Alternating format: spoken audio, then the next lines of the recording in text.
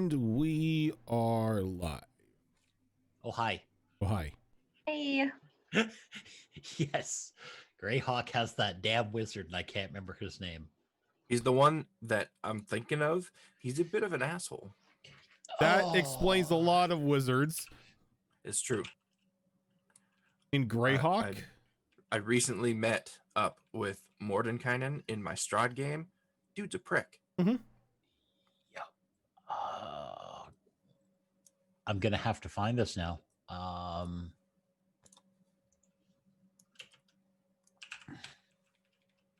Yeah, bail does not work. So while Raven is looking up the name of the asshole wizard, how's All of everyone's them? week been? Pretty good. Yeah. Had a really good weekend. Today wasn't too bad. I mean, my week was great. We played Sonata. Oh yeah, we did. That was, oh man, that feels like a week ago already. Right? Oh, it's been a day. Are you speaking of like Akarak? The Lich in the Tomb of Horrors? No, it's one of the wizards. He's actually in one of the major cities, and he's just a pain in the butt. Bigby? No, I'll find it at some point here. The only good wizard is a dead wizard. Rude. Rude. It's not like he's a high elf. My God. I love wizards, but I know wizards. Come on. There's Once wizards they and then pass the midpoint of their life, they all devolve into jerks. the problem is they get to a certain point and then they view themselves as all-powerful deities almost, and everyone else is a idiot, fool, or in their way. Yeah, the problem with most wizards is that it's never enough for them. They always want more. Rolling wizard is a gateway drug into becoming a lich. Let's just be fair. It is. You're not wrong. The problem is, like, at least with warlock, it's like, no, there's a limit to your power. Sorcerer, it's innate, there's a limit. Wizard, it's how many spells can you put in the book? Yeah. Now, and it's like, fair, oh my God. All of them. To be fair, the only reason there's a limit on the power of a warlock is because the warlock's patron doesn't want the warlock to be stronger than them. No, and then you get there's a limit. Yeah, then you get until the they warlocks that multi-class are out like, of it. Yeah. I'm gonna multi-class wizard because I want to be more powerful. It's like, no, please no. And then you get an Elric who was bent on destroying Mephistopheles and becoming the new Mephistopheles. Oh God. It's when your wizard starts using a portable hole to carry their spell tome, because their tome is literally like just this giant tome that they have to use levitation on it so they can open it. And it's like, oh Lord. They have to reach into the portal dimension and request just a single page from the book because they can't lift the whole book. Yeah. Oh God. No, it gets terrifying. That is terrifying already. There's an entire thing about literally making sentient floating spell books for a reason. And you know what? On this wizard bashing note, season 3, I'm totally playing a wizard in the Tuesday game. So everyone has to multi-class wizard at least for a couple levels. I'm honestly thinking of taking the taking a lot of inspiration from what is it called? The Grim Hollow campaign setting for season 3. Yep. To where there's a lot of curses and stuff to be had. The more curses, the better, in my opinion. And don't make every curse able to just be dispelled with. Oh no. There's a chapter in there on how to get rid of certain curses. Like some curses are so strong that remove curse will not work. Remove curse, it's an amazing spell, but it should not be able to remove like ancient magic curses and stuff like that. It just should. the problem is they toned that down to the fact there's one version now. There's not remove lesser curse, remove Yeah. curse, remove greater curse. It's like, I would like to I need a level 18 something caster. Why? I need to remove greater curse. I'm sorry, Yeah, I don't have that in my spell book, nor do I have it prepared for the day. But I It's could have taking- it in my spell book and could have it prepared if you have about 30,000 gold. It's taking up a very valuable 9th level fireball slot. No, it's taking up an empowered, maximized fireball. There you Let's go. be clear. Speaking of empowered, maximized fireballs, so you guys are in That's what we need. ruins. Oh God, that's not a good lead-in. Last week, you guys ventured into the ruins beneath the Colosseum in the desert. One of these days, I'll actually give that Colosseum a name, but for now, it's just a Colosseum in the desert. And the ruins, as far as you were told, have been unexplored. Their existence was known by the Gnolls, but they have yet to actually send anyone down there and learn the secrets that may be within. And that's where you guys came in. You were eager to venture down, and pretty soon after going in there, you found yourselves in a room that resembled almost a cell block. There were 6 rooms that had barred gates on them, and attempting to get inside of one. No, you didn't attempt. You did go inside. It was Xena that went inside of one of these rooms, and the open gate shut and latched behind her. Tried a few different things to get it open before I almost called you Ray. Your name is not Ray in this campaign. Isa. Before Isa tried to break the lock with a dagger. And upon manhandling the lock, it awoke several statues within the room, which turned out to be some sort of magically animated armor. It was a bit of a struggle, but you guys eventually knocked them down and managed to get names. This is not Sonata. Xena out of the cell with the clever use, I would say, of a gaseous form spell from our goodly druid Zara. After doing a bit more exploring, you found what appeared to be a barracks room of some kind, and found a few unique treasures within, and ventured further into the ruins, eventually coming across an area that was laden with spider webs, thick gossamer webs everywhere.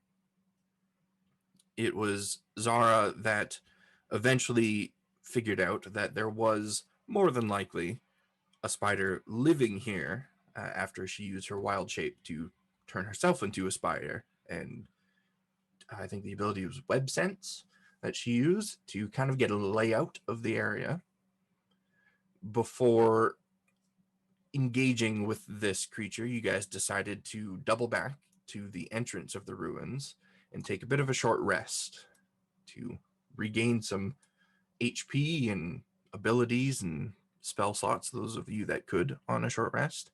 And that is where we find ourselves now. So I'm going to move you guys over to the map again. Now, I was messing around with the lighting. So tell me if portions of the map are no longer illuminated for you like they were before. I can rectify that. Mine looks right. Everything looks okay. Yeah, everything that I've seen so far is lit up. Okay, Nothing awesome. is currently on fire. I wasn't sure if Roll20 would save that or not, because I did remove your tokens from that map when I was messing around with it. But if everything's good, then everything is good. You guys have had your short rest. So if any of you are using hit die to regain HP, if you need to, you are free to do so.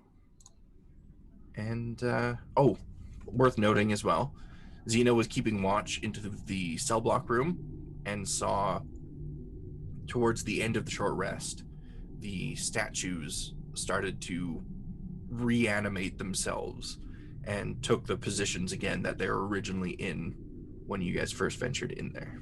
But now it is up to you guys to decide where you're going from here.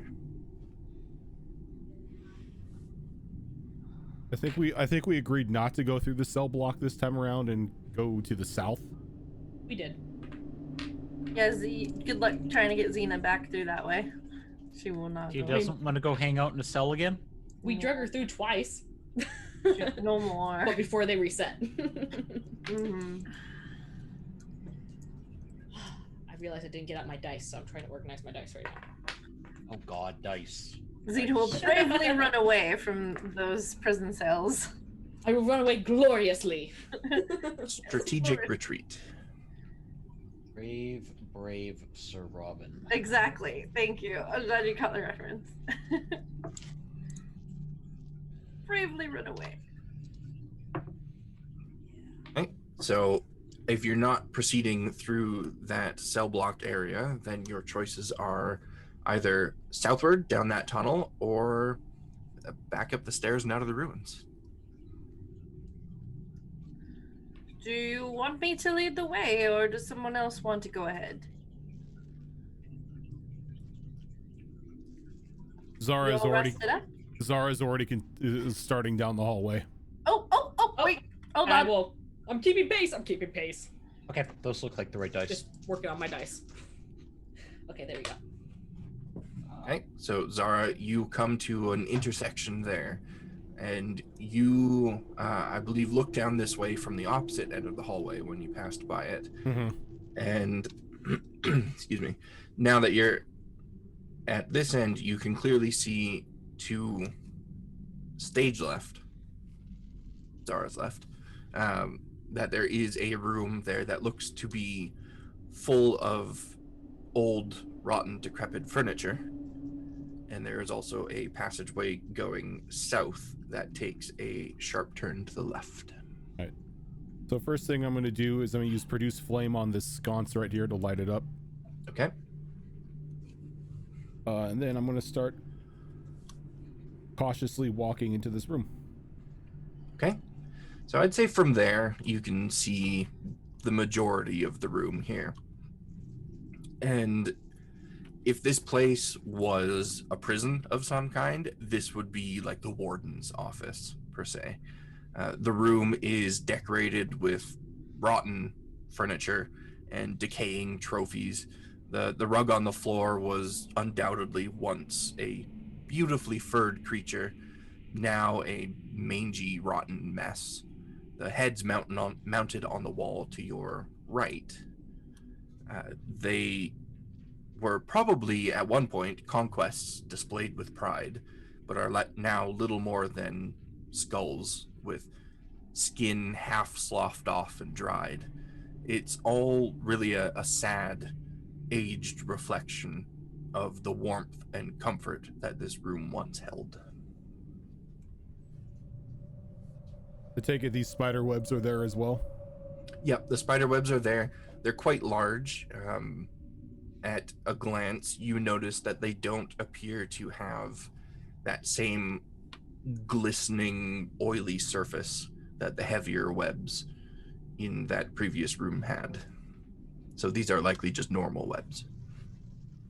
I'd like to start searching the room for like hidden little triggers for little passageways and things. Okay. Give me an investigation. Can I search the room for any goodies? Trinkets? Anything I might find that looks interesting? Sure, you can give me an investigation as well. Will go well. And while they're searching, Three. Xerax's curiosity is getting the better of him. 19! Okay. Take it. So I will go over those investigations, and then I will tell Xerax. What do you see? I'm sure So- Xena finds everything with a 3. Xena, you give this room a very thorough once over, and you are convinced beyond conviction that there is no secrets within this room. There are no buttons, there are no levers, there's probably no secret rooms within these ruins as a whole, if this room is anything to go by. And Isa, you were looking for goodies? Goodies. Goodies, okay. You find on one of the desks, I believe there's 2 desks in here, yes. On one of the desks, you find a stack of paperwork that is a little more intact than the paperwork that you found in the chests in the barracks room. Some of it is actually still legible, some of the writing on it. What languages do you speak? Common, Gnollish, and Dwarven. Okay, so you don't know the language that's on it, but if somebody did speak the language that was on it, it would be readable for the most part. I'll probably tie some rope around them and stick them in my backpack so they're bundled. Okay. You also find within the stacks of rotting paperwork a couple what looks like flyers, almost the type of flyer that you'd see posted on a bulletin board or in a city on just the walls or something. It looks like it might be an advertisement. There's a bunch of writing that you can't read, but there is also some pictures on it that depict humanoid figures fighting each other. You can guess that maybe this was an advertisement for the fights that happened within the Colosseum itself way back when. I'll probably put one of them into the stack of papers to take with me. Point the other one out to Xena if she want to look at it. Ooh. And you also find, with that roll, a little box tucked away underneath the desk in the bottom right corner. Looks like a little lockbox. Can I look at the box to see if there's anything indicating any ruins or anything that might indicate it's trapped? Sure. Much as I can. While you're doing that, Xerix, you look beyond that corner there, and you see that this hallway would take a right turn, but it is currently blocked by a large door. I can't Well, even see they're the door doing from all where that I'm stuff. sitting. Since Xena didn't find anything, she just does that a door. spin. She just does a spin and goes, well, nothing here, and I'll keep watch, and goes and steps out to the front of the passageway. Okay. There's a door back here. Huh. Can you open it? Not possible. There's nothing in there. Oh God.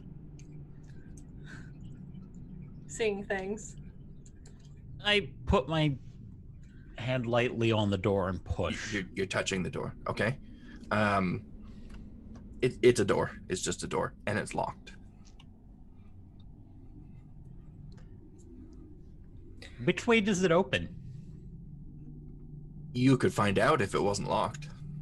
Where are the You cannot hinges? see the hinges. Okay, What that is- answers my question. What is it made out of? Wood. It is made out of Right. wood and metal. Oh, you weren't in the room. You left the room. I rolled a 1 on my wisdom check to see if I was going to stay put. Okay. Oh, What on the door is made of wood? It looks like there are some decorative carvings that have been done separately from the door itself and then added to the door afterwards. So the door is So- primarily metal. Yeah, the main material of the door itself is metal, and then decorative wood carvings had been added to the surface of that metal. And they're not depicting anything specific, it's just like fancy filigree. And Isa, what was the roll that you had to inspect that box? Oh, you want another investigation? Is that what you wanted? Yes. Okay. A 17. A 17. Okay, you look over the box and it's fairly plain. There are no like runes or anything carved into it. Doesn't appear to be trapped in any way. I'm going to open the box. Give me, before you do that, Oh, okay. an intelligence check. It's not as good. I think that's a 13. 13. 13. That'll be enough. There is 2 letters engraved on the front of the box. And though you don't speak the language that they come from, your intelligence check was high enough to recognize that they are likely initials, and they are the initials FM. FM. Okay. I'm still opening the box. It is locked. What's the box made out of? The box is made out of a dark stone that appears to match the stone in the walls and floor. Okay, at that point, I'm probably gonna look up and realize everyone's ditched me. It is just outside. She's gonna be looking for the others to see if anyone knows how to pick this lock. And she'll be Okay. Oh, I know how to pick it. She holds up her axe. I don't want to break the box just yet. All Might right. be useful. Well, when you decide. So I'll probably go down here and ask these two if they know how to open this, how to pick a lock without a hammer.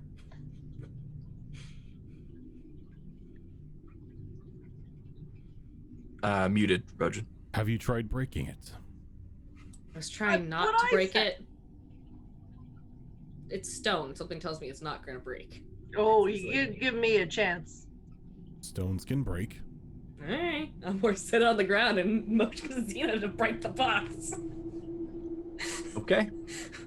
I'm gonna put my Well- axe away and try I don't want to burst it completely. I'm just gonna unarmed, like. Here, I'll hand you one of my I was- daggers to put in it. I was gonna say Zara kind of like holds her hand up.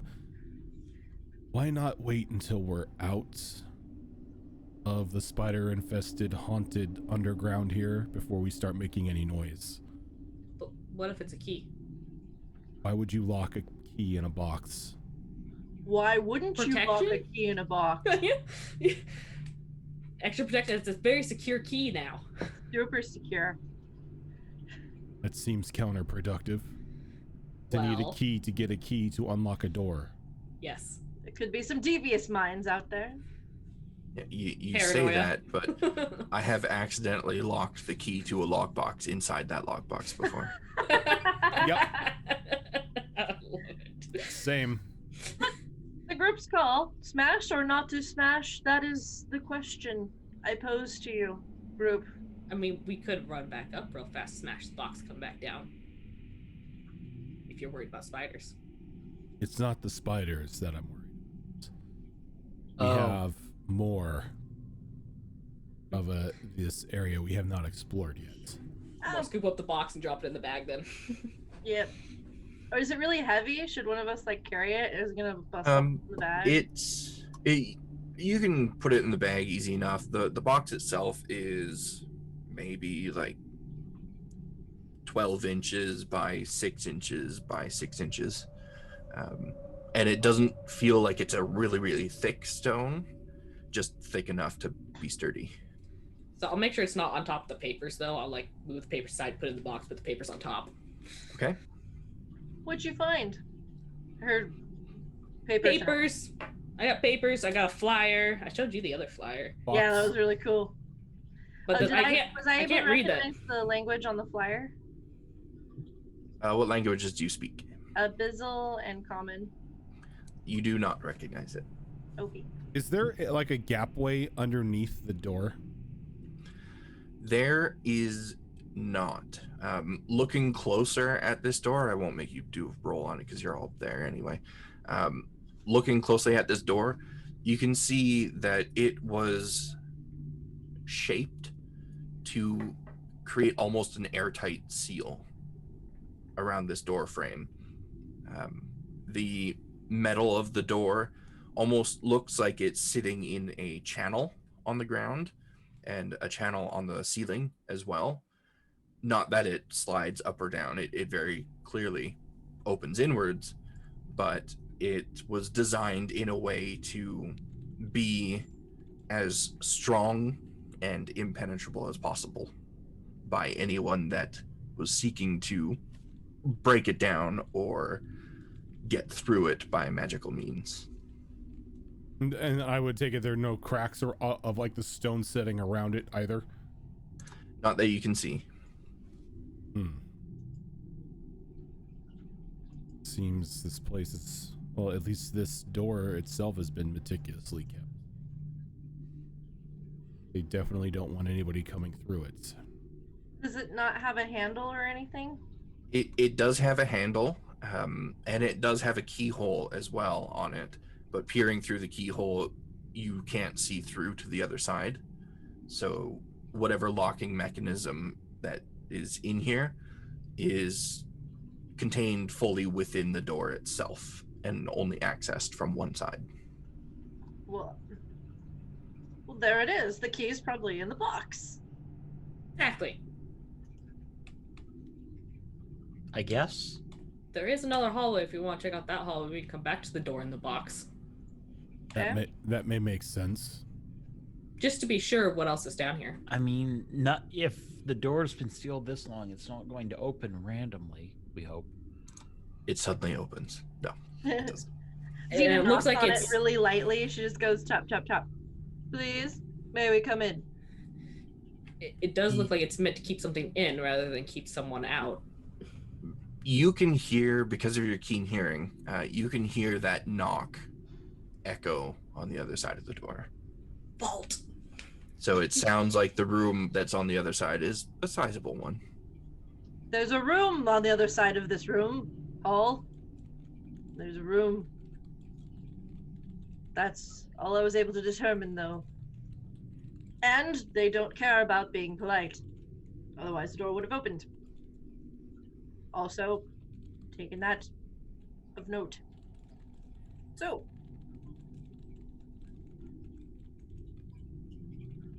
Back the should I other try way and then? smash it?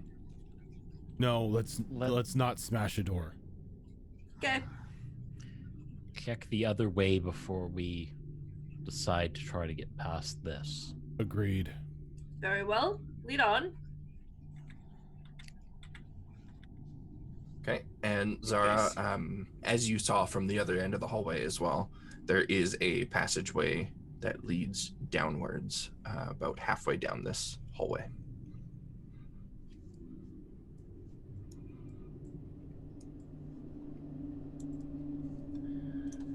And see if I can find my notes for this here.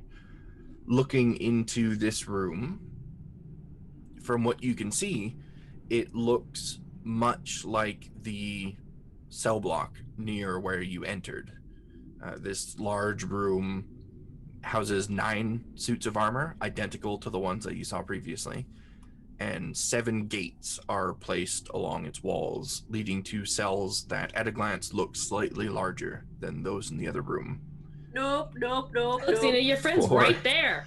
4 of the gates appear to be open, and the opening at the opposite end of the room looks like it leads to a set of stairs going up, so likely leading back up to the arena floor.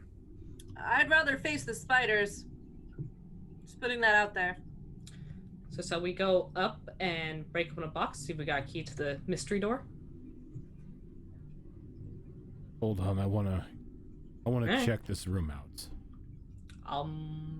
I'll wait here to keep Watch. an eye on Xena too. In the hall. Just watching. I'm gonna go over here to the shut one and peer inside. Okay, in that one, you see a very, very large skeleton. It looks kind of similar to the skeletons of modern day horses, but much bigger.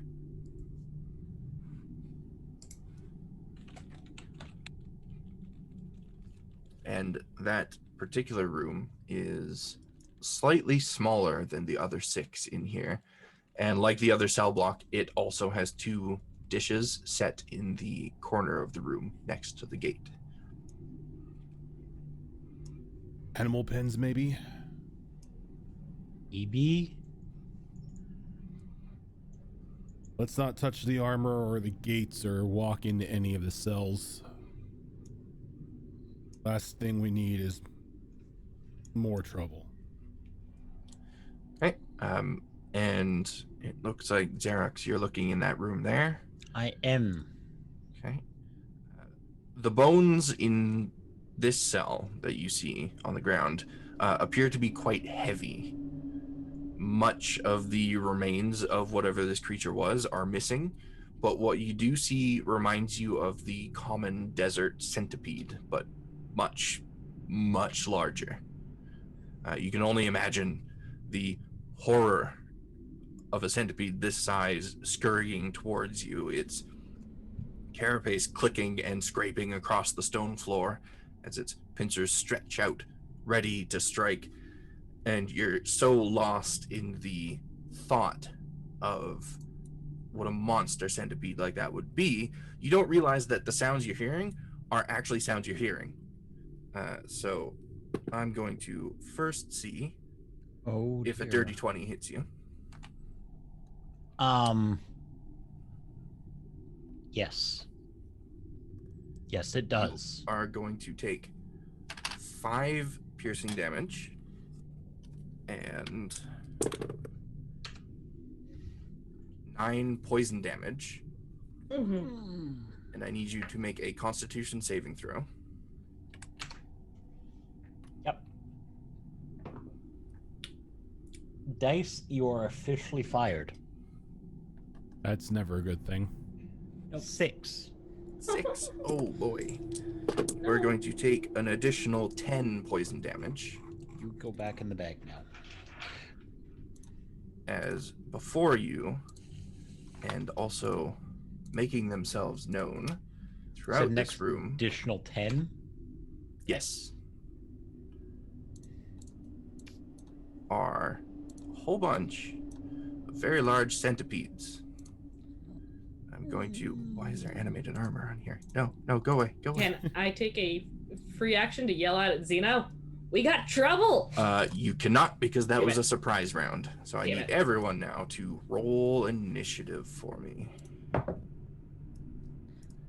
get you all on the turn order The here. roll started out good, and we're slowly going down a little bit at a time. My dice are determined to kill me.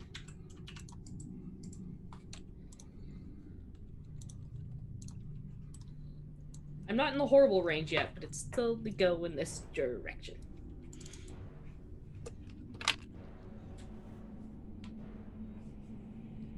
If it makes you feel better, these things rolled garbage on their initiative. Oh, good. I guess.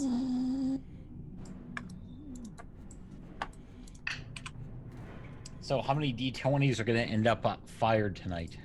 All of them. Several. That first one rolled a total so far of a 1, a 3, and a 2. Oof. It's like, okay, you're done. That's rough. Yeah, just Back in the bag, sir. I'm not dealing jail with you. for you. I want like a dice jail that's set up to be like a jail house where you have multiple cells for each of your dice. I saw a really cute one that I don't remember where I saw it, but it was like this gelatinous cube with like body parts sticking out of it, but it had a section where you put your dice into it, and it was like a dice jail, but it was a gelatinous cube. That is awesome. I mean, you could do something like that out of resin if you wanted. Oh yeah. Yeah. So, anyone that has Xerax within visual range of them, so anyone that has line of sight, sees this giant centipede lunge out of that cell and make a rather grotesque looking bite attack as translucent green spittle kind of flies out from between its mandibles as it lunges forward. And I don't think, well, maybe Isa, what's your passive perception? Passive perception 14. 14? I think that would be enough. You can see that there appears to be another one of those centipedes in this far cell over here that is now kind of making itself known by uncoiling and starting to move towards the cell gate. And we will start off combat with Zara. All right, so just a quick question. Can I see what's in here? Because I can see like little half circles or like poking out. What's your passive perception? Yes. The wisdom-based 14. caster. 14. I would say no, you don't see those ones. Alrighty. So since I only see the one in front of Xerix, gonna move to there. And then I'm going to throw out produce flame. I'm gonna throw just a little spurt of flame at it.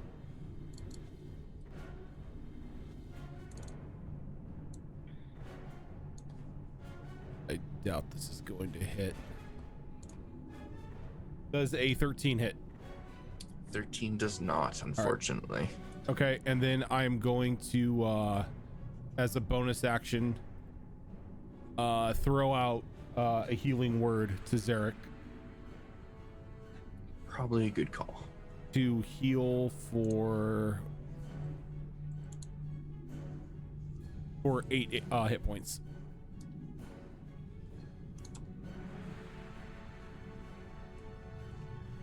Okay, I'm not half dead anymore. That's an improvement. that is an improvement. And that's it for me. Iza, I'd like to start this centipede, just for reference, looks very much like centipedes you've seen out in the desert before, just much, much larger. So I will probably start off my turn by calling out to Zara. There's one in the cell behind you as I move forward to here. Drawing my sword and shield. And I'm more hit it. I will try and do a trip attack as I hit it too. Okay. It does have like 30 legs, so that might be difficult. It might be immune to prone, you're not sure, but it has a lot of legs. Can't hurt to try, right? And it's still, even if I don't make it prone, I still get the extra damage. It's true. If I can hit it. It's not gonna be high. That dice is done. My longsword, that's a 15. A 15 will not hit it, unfortunately. Yeah, I don't think It's quite a thick carapace along its entire body. so. Alright, we're just gonna try and hit it again, just a straight attack this time. Okay. That's better, that's better. It's a dirty 20. A dirty 20 will hit. Okay. And that's going to be 8. A total of 8 slashing damage. 8 slashing damage. Very nice. And my bonus action. I'll do the shove attack as my bonus action. Okay. And that is a 19. A 19 will hit. Okay, so I shove it back 5 feet. 5 feet. Gets shoved right over there. Yep. Hoping to give my friend here a chance to escape if they need to. Yeah. And I'm hoping Xena heard me call out. I'm pretty sure Xena did. You heard Iza call out. You saw Zara throw some flame, and you saw the giant centipede there that they were fighting as well. Okay, so Xena kind of like takes a moment. It's like, this is fine. You're not gonna get locked up again. You got this. It's a glorious battle. There's something to find there. It's okay. Go. And she's gonna do a quick pep talk, run on in. Let's see. So that's 0, 5, 10, 15, 20, 25, 30, 35, 40. I guess I can see that one in the cell. Yeah, from where you are. Let's see. I mean, I didn't call, what you heard me call out was Zara behind you, so Yeah. she might be able to suppose by where Zara is. You saw the one get shoved into this cell, so you can't really see it from where you are, but you know it's in there. You can see the one in this cell over here. And you can just see part of the one in the cell down here as well. Okay, for my action, I'm just gonna dash 5, 10, 15, 20, 25. I'll stop there. I'm just trying to give the centipede another target. Okay. And I would like to bonus action go into a rage. You can absolutely do that. Glorious rage. Glittering rage. There's Xena goes into a rage, just a puff of glitter Yeah, flies out gold every glitter direction. just poofs out, Yes. sprinkles through the air around her. Her rage is a glitter Pierced. bomb. Yes. And that brings us around to Xerax. Yep. Good. I'm going to regret this. Can I get an easy attack from there? Or am I going to regret doing what I'm going to do? I'd say you can attack it from there. It will have half cover, though. I remember what happened last time.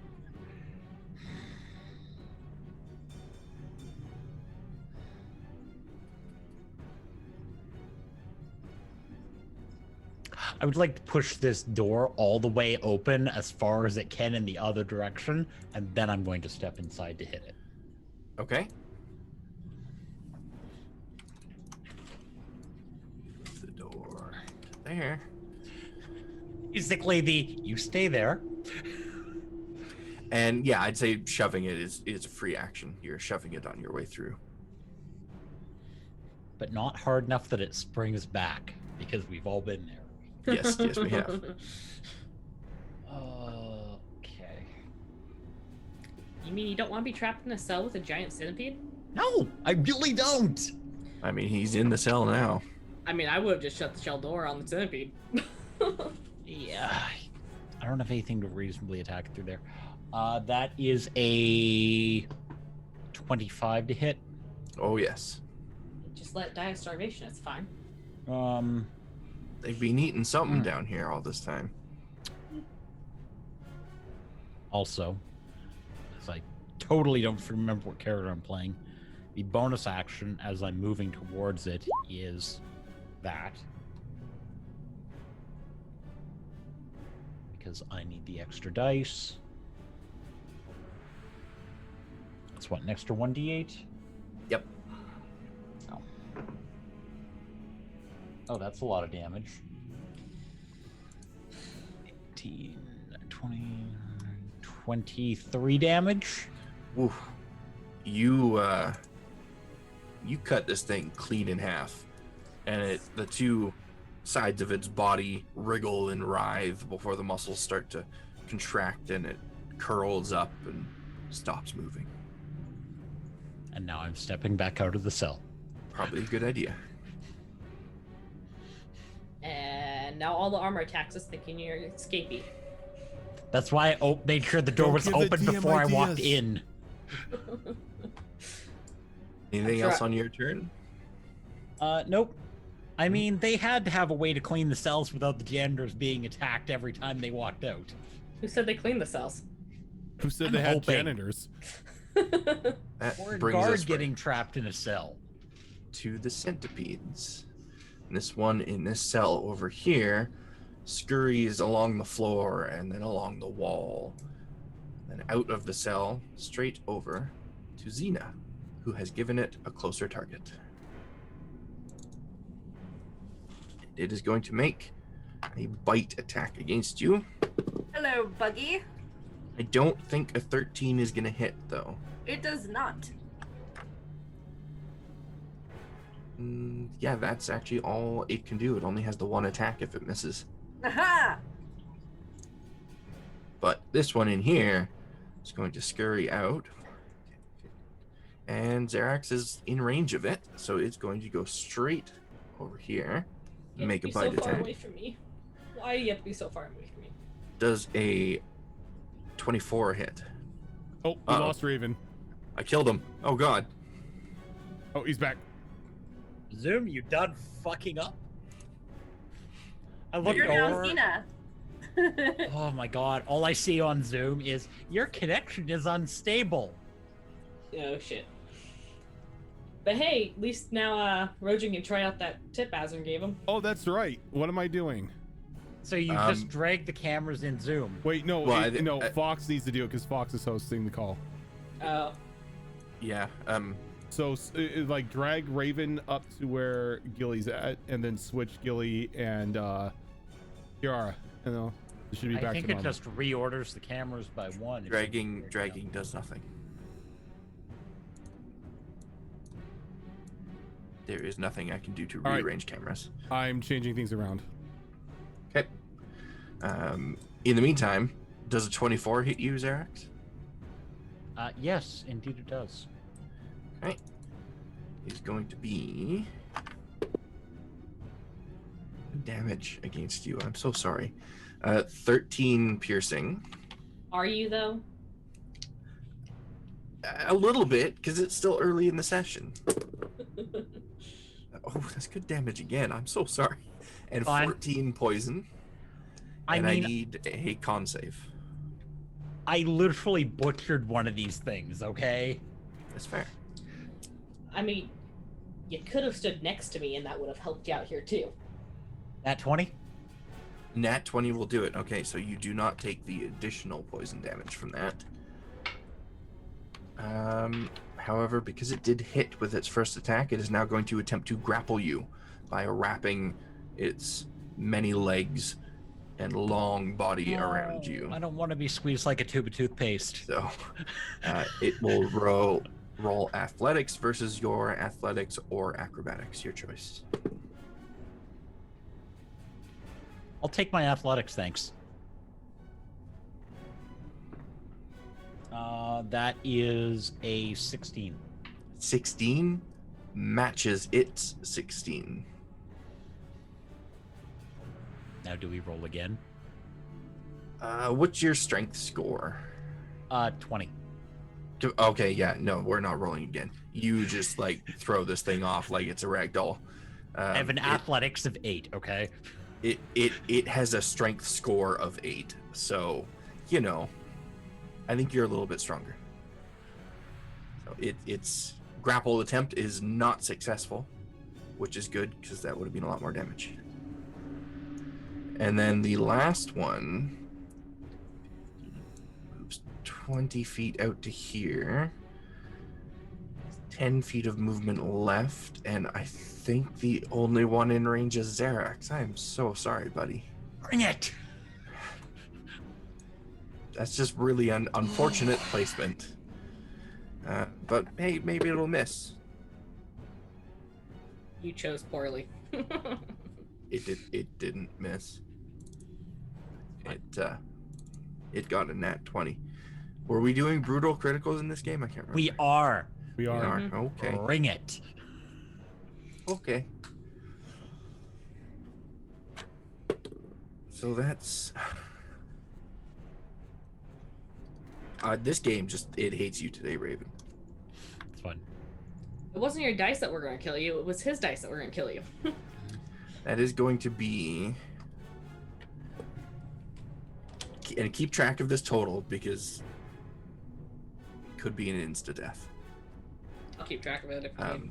That's going to be 25 piercing and 26 poison. For a total 51. of... 51. What's the rule for that?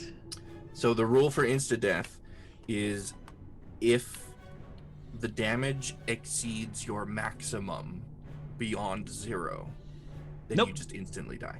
Still alive. Still alive by like 8. Yeah. So lucky you.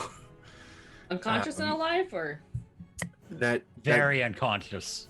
That does mean you automatically fail the con save though. Oh no. And Ow. you're already at 0, so it's not going to reduce you to 0. But as soon as you go down, this hot poison pumping through your veins You are stable, but poisoned for 1 hour. It's one of those poisons. This poison remains even after regaining hit points. And you are paralyzed while poisoned in this way. So Okay. unless something is done to actually remove the poison from you, you are essentially paralyzed for an hour. It's okay. Not good. And yeah, it's beginning to coil around Xerx's body on the ground, and its mandibles are kind of clicking at the body as though it's preparing to possibly have a meal. And that was this one? That was this one right here. This one, okay. Thank you. And now it is your turn, Zara. All right.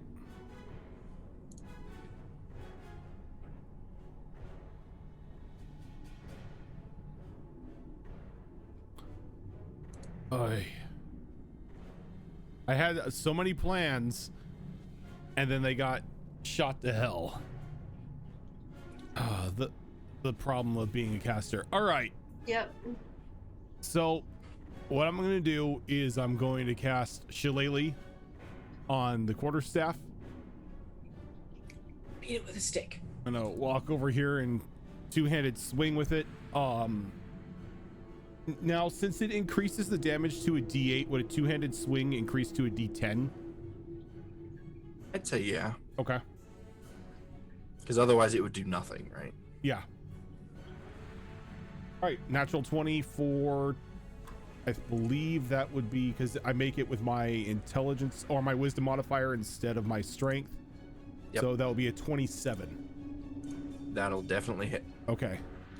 So that automatically does the D10 plus Shillelagh increase the damage as well. Like you can use it, you use spellcast abilities for the attack and damage rolls. Okay. Yeah. Okay, so that is going to be automatically 14 damage, and then another 9, so 23. 23. That was a real good hit on this thing. Your Shillelagh connects with the carapace on the back of its head, and you hear a loud crack, and you can see it split right down the middle. This thing looks dazed and angry and confused. It's still alive, but it's bleeding profusely from that crack in its carapace. And then as a bonus action, actually I believe use Shillelagh is a bonus action. Yeah. Okay, so I can't do Nope. any other bonus actions. All right, that's it. Okay. Iza, you're up. I'm gonna step up here. I'm gonna take a whack at the one that's heavily injured. Okay. First one does not hit with a 15. A 15 does not hit.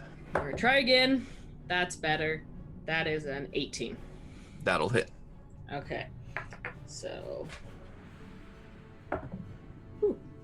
Max damage of 12 slashing. 12 slashing. Okay, you finish the job that Zara started and drive your... What weapon are you using? Longsword. Longsword. You drive your longsword right through that crack in this thing's armor, and it whips its body around, writhing and wiggling before coming to a stop, lifeless. Bonus action, rampage. So I'm going to bite at this other one. Okay. With a 19. A 19 will hit. And the bite is a d6. Oh, minimum damage, 5. 5 damage? piercing. Okay. Yep. You lash out at this thing with open maw and manage to grab one of its antenna in your mouth and just rip it off. And then just action surge does not say it's a bonus action. Is it a bonus action? Action surge is a free action. It gives you an additional action. I'm going to action surge and take 2 more swings at this thing. Okay. So that's a 12 plus 7 is 19. That'll hit. Right. And that is 6 slashing. 6 slashing. And I'm going to switch dice. I feel like I've read too many good rolls with that dice. And that is another 18 to hit. That'll hit. And ooh, max damage again. 12 slashing. 12 slashing. Very nice. This one is looking real rough now. Real rough. I'm gonna stand there with All my right. shield out.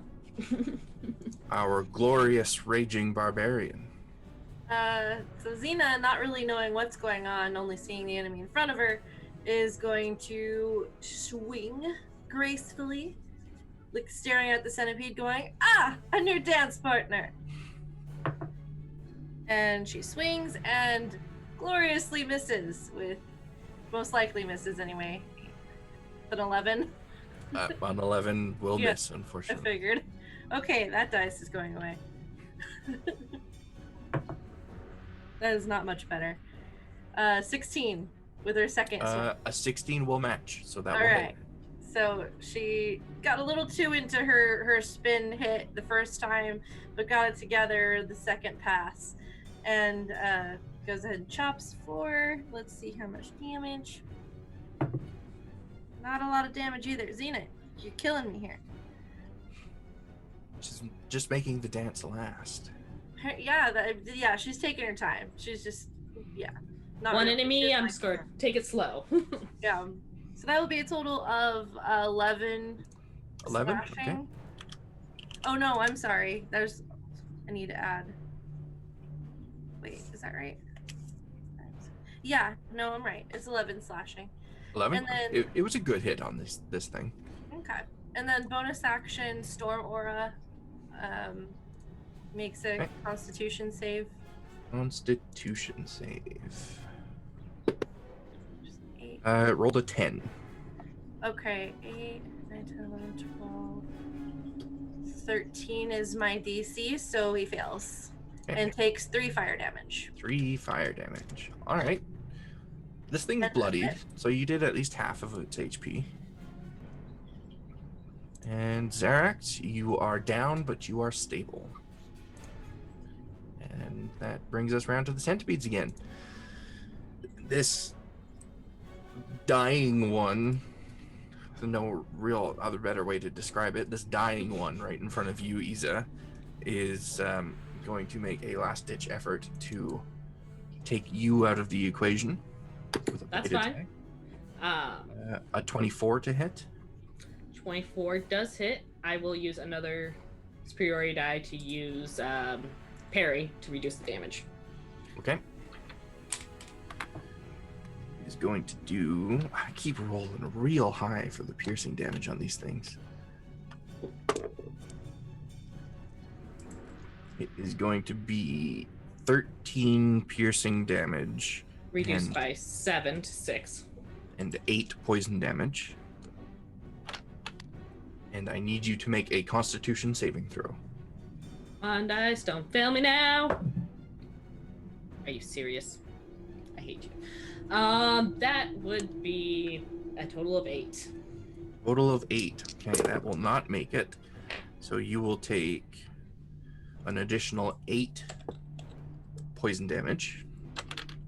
Above half for now. And it is going to try to grapple you. So Alright. a acrobatics or athletics versus its athletics. Athletics. You do not need to roll high. Well, a natural 1 is not rolling high, so But what's the total? athletics 8. 8. A natural 1 was high enough because it rolled a 5. Woo! Um, I still beat it with a natural 1. Now, to be fair to this creature, it's like on death's door, so it probably doesn't even know where it is right now. That's fine. But that will bring us over to Xena's dance partner, who is going to try to bite Xena with a dirty 20. Yeah, that's gonna hit. So that will be 12 piercing damage Halved. and 9 poison damage. That I take in full. I need you to make a Constitution saving throw. Will do. Nope. Oh, yeah, that's not gonna do it, I'm afraid. None of us can make con saves.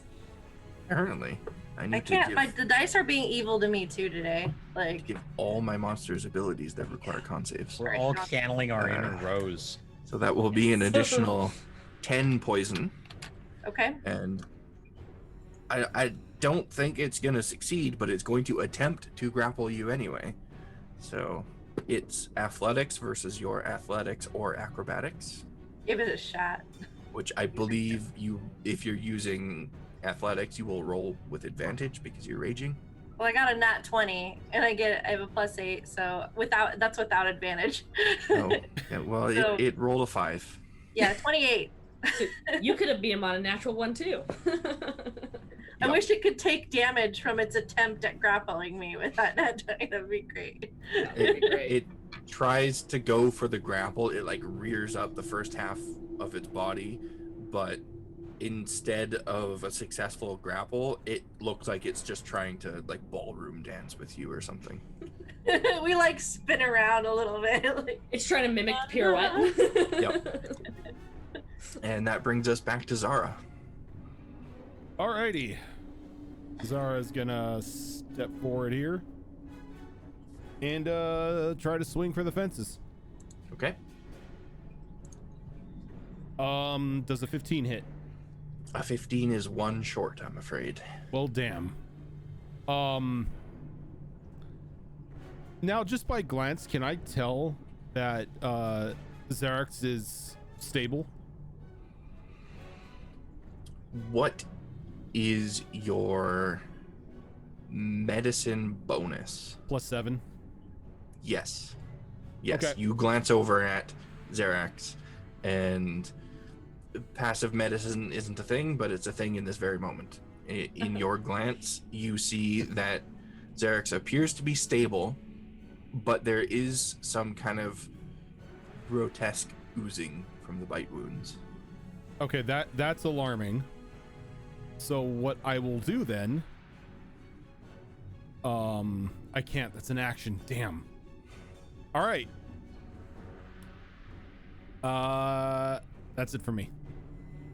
Okay. Iza, your target is still alive. Even though it missed, I'm going to admire the beating stick. It's And- a good beating stick. It is a good beating stick. And I'm going to attempt to smack him again. Ooh, and that's a natural 20. That'll do it. You We're don't even have to turning roll around. damage. It has 3 HP left. Oh. You can roll damage if you want. I want to roll damage. I want to see what my natural 20 did. Either way, it's dead. 12 plus another 4 is 16, and plus 3 is 19. Yeah, it had 3. I dropped everything. So it Awesome. you bring your sword down and slice it lengthways about halfway down its body, and it just does like this gross split, like I think it was the T-1000 from Terminator 2 when the Yes. grenade embedded in it, and it was like split and screaming, and then it falls limp at your feet.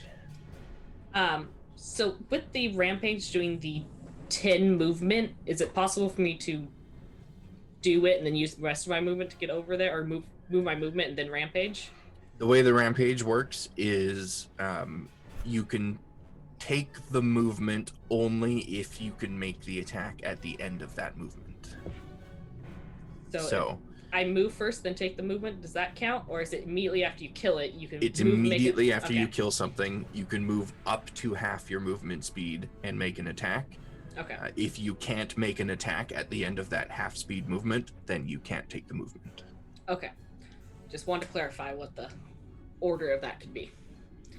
So in that case, I'm just... The person who does the healing's not too concerned about this person, so I'm more go ahead and move. There. Eric's is lying on the ground, foam coming out of their mouth. Hey, don't worry about it. Look, he has the healer right next to him. Yeah, he's fine.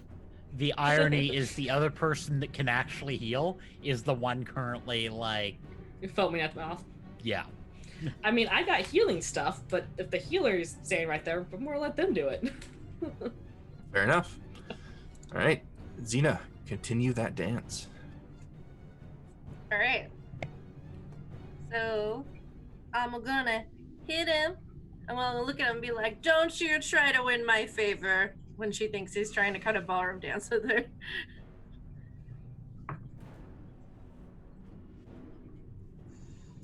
This is not my day. No? I rolled another 3 on the dice. It's another 11. The dance continues. And that's going to jail. I'm getting She's just really freaked out by this room. That's what it is. Okay. Trying this dice. And second hit, yeah, that probably is what's going on. Is she like her first hit's always a little hesitant. She's staring at the open cage, going like, nope, nope, nope. But the second hit was good. That was a 19 on the die plus 8, so I'm guessing that hits. That'll certainly hit. Rolling damage. It's okay damage. So 13 points of slashing. 13 points of slashing is all you needed. And okay, perfect. You bring your axe down on this thing who's really just trying to have a nice dance partner. Yeah. And you remove with that swing all of the legs on one side of its body. Don't And dance. it's just standing there in shock for a moment before all this gross brown and green ooze comes out of those leg wounds, and it just falls over. That is going to do it for combat. All right. First, as soon as combat's done, I'm gonna reach over and cast Lesser Restoration on Xerix to remove the poison, since I Good can call. see him foaming at the mouth. And then I will use my last first level spell to cast Cure Wounds on him. Okay. Have a whole 5 HP. Oh, dead. Do you guys think these things are edible if we cook them up? No. I suggest we get out of here and just make a note for maybe a larger group of gnolls or adventurers who continue scour through here. I do not believe the 4 of us are enough to handle the situation. Xena points at the dead bodies. What are you talking about? We did fine. This is glorious. Zara points. We've defeated our foes. Zara points down to Xerix. I used the last of my spells to do that. Oh. You know, if he stood next to me, you probably wouldn't have gotten hit as much. Are you I'm okay? just gonna hand you a health potion. Oh, I'm fine. I'm fine. So the moment. Well, Okay, we there could we go. always rest and then come back and open up the stone thing and see what's in that. Before even getting up, just place my hand on my chest and cast a 2nd level Cure Wounds. I was honestly not expecting those things to hit that hard. I mean, they had Hey, it made decent it fun. dice for rolling, but they rolled high on everything. Are those You the know, Piercing damage was a D12, and they only rolled below a 10 once. Are those the grave centipedes? Those are a modified version of giant centipede. I just called them monster centipede. I mean, that makes sense. Okay. Yes. And there's going to be one more pulse of light, and I feel better. Boing. All right. I'm just gonna step out of this room. It looks like you guys got things handled over there. I'm just gonna keep watch over here, away from the cells. No reason, just Why not? do due diligence. And I'll It just. is worth noting that all of you saw Xerax step into a cell briefly, and when Xena stepped into the cell in the other area, it closed immediately. But when Xerax stepped into this cell here, nothing happened. Zeta doesn't trust it. Nope. Maybe it's just her that triggers it. Maybe it's something they have things against really powerful, amazing gnolls. Before I leave this room, where's that one that did the horrible things? The horrible things, I believe that was this one here. Great. I'd love to remove both of its mandibles. I'm taking those with me. Okay. Are you trying to do it cleanly, or is this just a trophy? No, this has a utility purpose later. Okay, so give me a survival roll. Do you want help with that? If Yes, I that's what would you're love doing? help. Yes, I'm kind of prepping it. Okay. I would love help. I'll Yeah, come over and help. You can help since you're right there still anyway. Yeah. So you can go ahead and roll with advantage on that. That gives There. me the other dice, which is substantially better, which is a 21. 21, oh yeah, that's plenty to cleanly remove those mandibles from this thing's face. And they I imagine are... they're not small. They're probably like... Yeah, they're quite large. I mean, they're long and curved slightly. So Sort of like a dagger, like a curved dagger. kind size. of, yeah, it's, say, 11 inches in length. We're turning these into a pair of knives. Ooh. It's a good idea. Should we take any of the other ones? And This one, Looking- I have a problem with. at those mandibles specifically, because that one did quite a bit of poison damage to you, they are still coated in the poison that was coursing through your veins just a moment ago. Glorious. I'm also going to fill as many vials as possible with that from my alchemist kit. Okay, I'll carry that survival roll over and say you can only manage to get one vial, because when these things died, it looked as if their poison sacs expelled themselves and the poison is leaking out of their mouths at the moment. So you can fill one vial of their poison. Of what centipede? You just call it centipede poison. And then I'd like to use Second Wind to regain some HP. Ooh, that's pretty good. That is a... What's my fighter level? 5? 12. Not bad. Brings me up almost a full. So are the two of you following the rest of your group out, or are you looking in the other cells first? I'm waiting for him because I'm going to be the last one out. I'm going to give this thing a swift kick into the center of the room, and I'm leaving. You kick it right in the center. And suddenly all the guards activate. Not my problem now. It's fair. All right, so you are now back in that long hallway. I think we agreed to go out, right? Yeah, Zara's walking towards the exit. By He's the way, like- as a player, it's killing me that we're not searching those rooms. It's kind of Does killing Xena- me too. It's We can killing come me. back and search them. We just need to take a proper break up in the Yeah. arena. But Xena will not step foot in those. I can't go against That's that. fair. I like that you're playing that Yeah, that way. I she mean, definitely was traumatized by being trapped. I think the only thing is if that box reveals a key, I might try and convince everyone to come back down for the door. I was Oh, expecting you guys We to wanna just go bust back open down. that box the moment you found it. Oh, you Xerax- like when we get up top, feel free to bust it open. Zara made a convincing point, and she kind of trusts Zara on her points like that because she seems to know something. I'm happy to come back down here. Xerix is happy to come back down here because curiosity is going to get the best of him. But ow. Mm-hmm. Yeah, Xena's pretty That's ow fair. too, and only has one more rage left. So you guys make your way back to the stairs, unaccosted by anything, and wander back up to the surface. The door at the top of the stairs is still open, and when you break the surface of the arena floor, your eyes kind of adjust to the bright light outside. You look around, you spot Kana walking perimeter along the walls of the Colosseum, so he's still in the area. And looking back at the camp, you see another individual sitting at a campfire. Before we get into that, I think we will go ahead and take our first break of the night.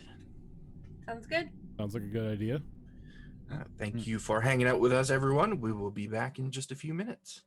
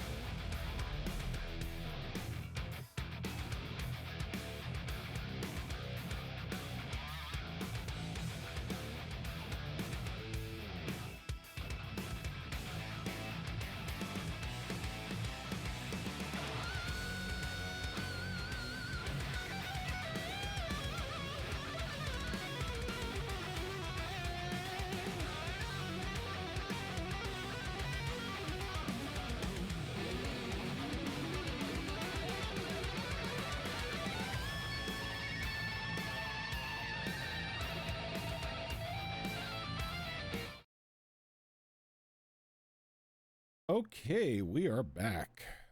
The roaming Gnoll Smith. Welcome back.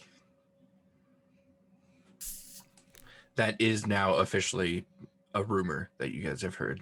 Yes, a roaming Gnoll Smith. That there is a roaming Gnoll Smith somewhere in the desert. Whether or not it's true, you don't know. But it's now a rumor. I love it. If he doesn't have like a braided mane and an eye patch, I'm not on board. Is that part of the rumor now? You tell me. You're the one that heard the rumor. Yeah. No, I totally just heard him tell me that. Totally told me that it's there. So, you guys emerge from the Colosseum underground. Spotted your good pal Kana pacing the area, doing a watch. You spotted another figure sitting at the makeshift camp that you were all at the night before.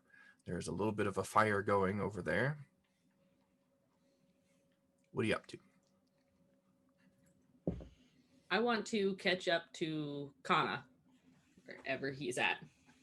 He is up on the walls of the Colosseum, so you would have to find stairs to get up there or attempt to climb the about 80-foot wall. As tempting as that sounds. You can try. I won't stop you. No, Isa would probably try. Let's be honest. She would try. Okay, Okay. so you scurry over to the walls.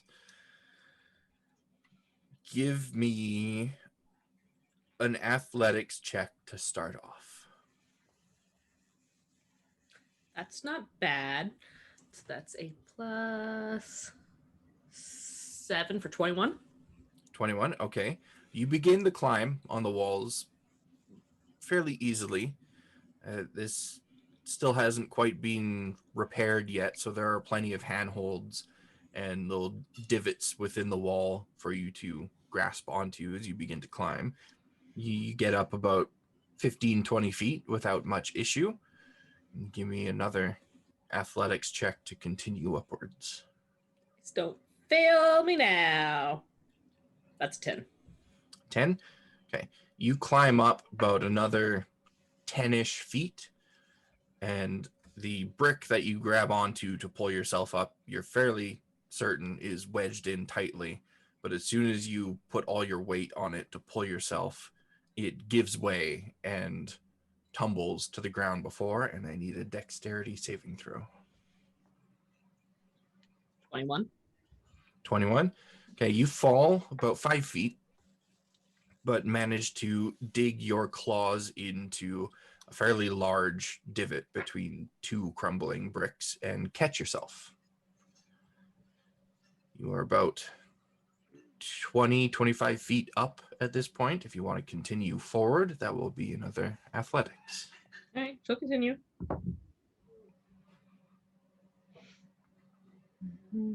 14. 14. It's beginning to get a little more difficult at this point. You make it up another 15-ish feet, and the handholds are getting fewer and far between. 15 Fewer feet. and further between. So you're close to halfway up at this point. Yeah, okay, fine. I'll climb down. You can climb down. Okay. Give me an acrobatics or athletics, depending on how you're going down.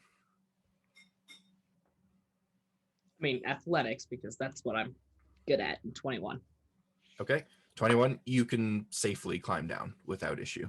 It's always easier to go down than it is to go up. Yep. Disappointed. I'm more headed out to the camp. Okay. What's everyone else doing? Zara is just going to walk over to the camp and take a seat next to the fire.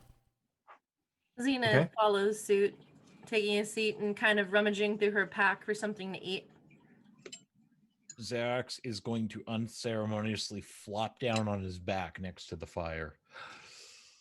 Okay, that's fair. And approaching the camp, you guys get a good look at the figure that's sitting there now, and you see it is a fellow Gnoll.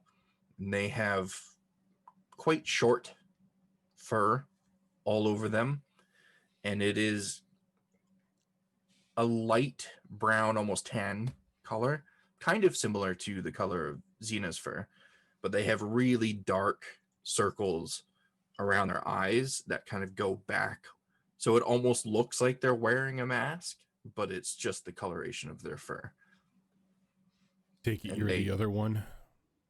They look at you and nod. So how'd you all fare down there? And as this Gnoll speaks, you notice that they don't seem to have that kind of gravelly sound to their voice that most of the older Gnolls that you've met have. We defeated all foes that we've faced down there. Don't oversell ourselves. Get out of alive Alright. when we did. Also, don't go into any of the cells, even if you think it might be funny. They tend to trap you. There are cells down there. Interesting. Cells, what looks to be a warden's office. If anything, Xerix holds up a pair of mandibles. it looks like it may be where they kept prisoners or those they were going to force to fight one another for the entertainment of others. What's real That's quite interesting. interesting. And a rather large spider den, the southwestern part of the establishment. We didn't go too far in. The webs looked strange. Was there Metal men were attacking us. Was there a spider that accompanied this spider den? I would only assume so. There were multiple cocooned bodies strung up onto the ceiling. The webs themselves were covered in some weird thick goo.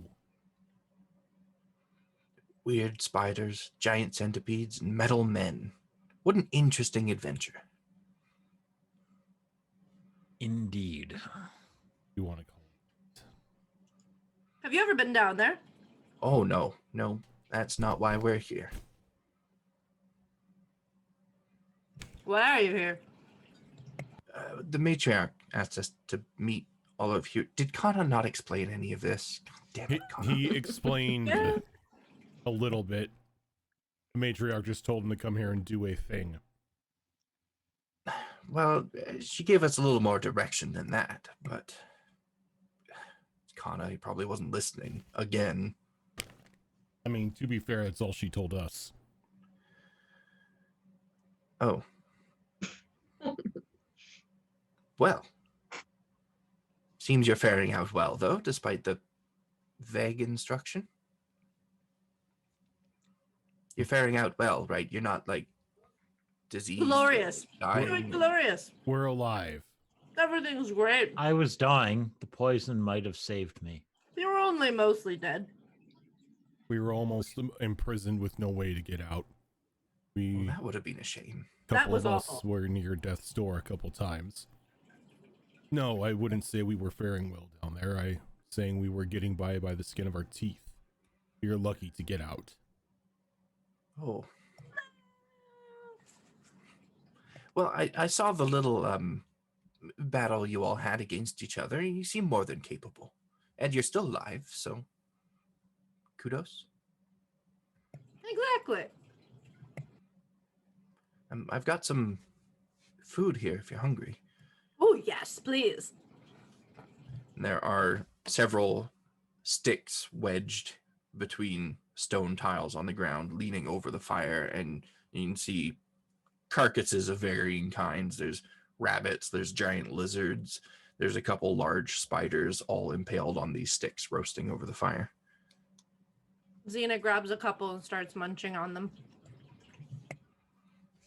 I made it over to the camp at this point. Mm-hmm. Yep. Okay.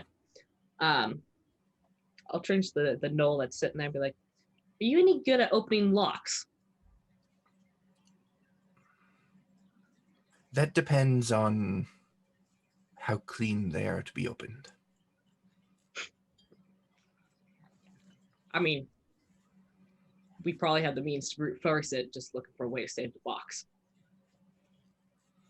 Well, I usually like on a door or something? Or She pulls out the little stone or the stone box.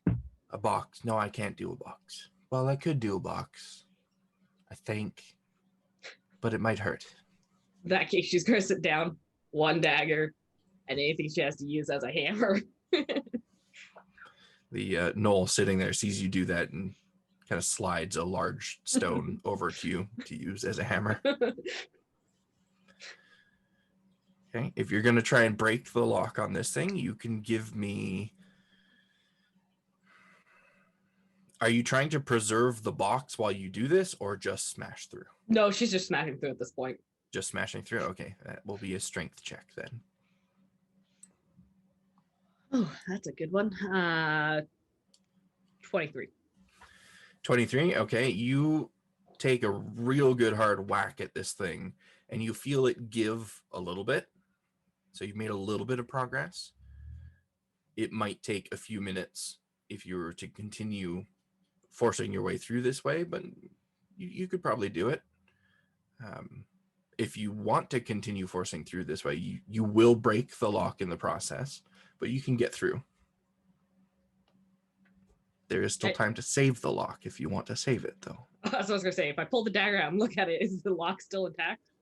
The lock is still intact, though a little bit mangled. I'll put the box back in my bag. Okay. Disappointedly. I mean, you can break through if you want with brute force. There's nothing stopping you.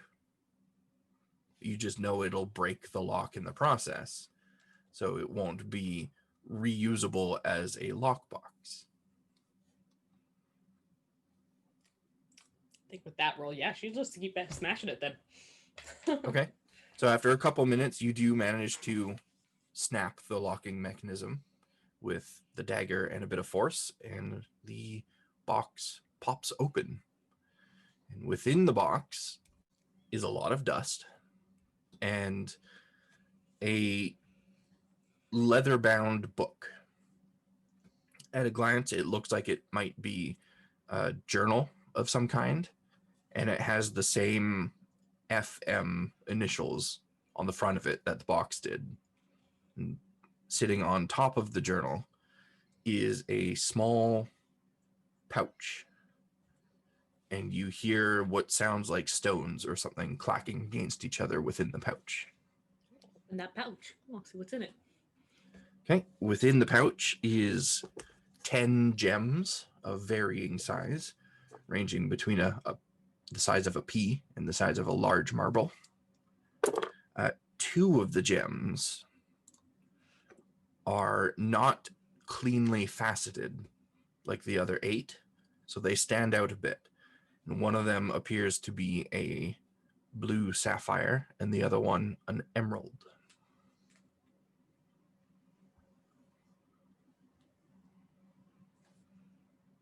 Xena peers over her shoulder out of curiosity with one of the kebabs kind of being munched on. Oh, shiny. I'm more taking a bite off of her kebab if it's near my face. She allows it to look in at the shiny. Trade bite for shinies. No. That's nice. Well, at least it wasn't like some sort of trap or something that was gonna, like, some monster was gonna come out. I thought that there was a fair chance of that after what we saw. Be fun. Shinies, that's great. I'm gonna pick up the book. Is it in the same weird language? Yes, it appears to be. So I'll probably present it to the group. I'm like, anyone read this? What language do each of you speak? Well, I know what Xena and Iza already speak. What about the other 2? Gnoll, Common, and Infernal or Abyssal, whatever one's the demon one. Demon one would be Abyssal. Abyssal. Gnoll and Common. We can speak Abyssal to each other secretly if we wanted to. Good. I'm not sure how secretive it would be, since Gnollish is based on Abyssal, but No, true. there are a few, I'm sure, a few Gnolls that don't speak the original tongue. I did not know that. That is knowledge to me now. Good to know. But none of you can read the language that this journal is written in.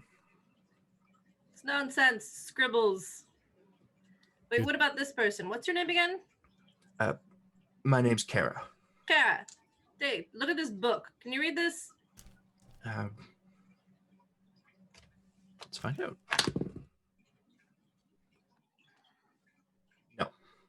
No, I cannot. Does the box I broke open look like it's large enough to put the stack of papers and the book back into?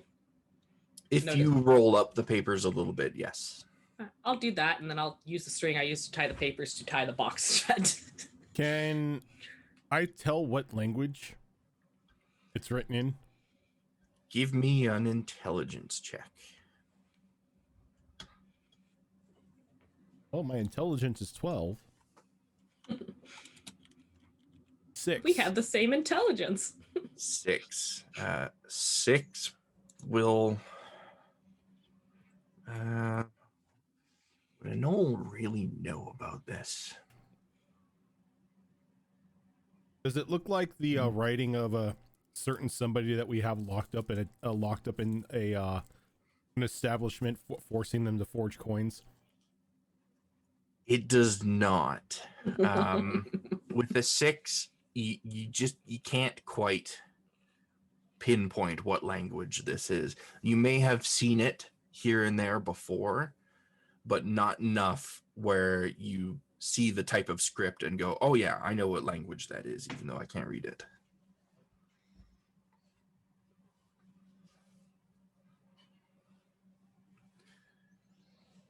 So are you, Isa, are you putting everything back in the box? Yeah, I'll put everything back in the box, including the papers that I found, if they'll fit. Okay. The papers, yeah, you roll them up a little bit. The journal will certainly go back in there. Are you putting the pouch of gems back in there as well? No, I'll put that in. Well, actually, I'll look at the pouch of gems. Are there any of the ones that are cut and made to look pretty? Are there any that match? Yeah, you can find 2 in there that match. There are 2 nice looking rubies that are roughly the same size, faceted the same way. Ooh. I'll probably look at the end, but don't you think these would make pretty earrings? Oh, yes. Very, very, very much so. Just a little bit of gold around the edges, maybe like a little sun design, and do a little... It'd really make your ears pop. Sounds like we have some stuff to get done. Yeah. Why would you want to pop your ears? Why wouldn't you? I mean, look at mine. Mine are She, already done. Tingles her ears a little bit, and some of the gold rings kind of tingle a little bit. Go ding, ding, ding. Popping your ears sounds like it would be. It only hurts for a moment.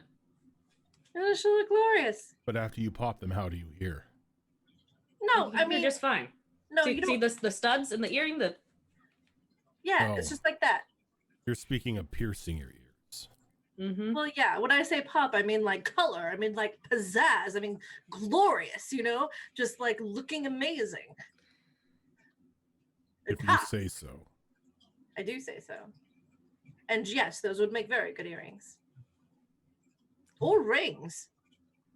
We can maybe make rings out of some of the other ones, but I think these ones would be earrings. Yeah, maybe the emerald one.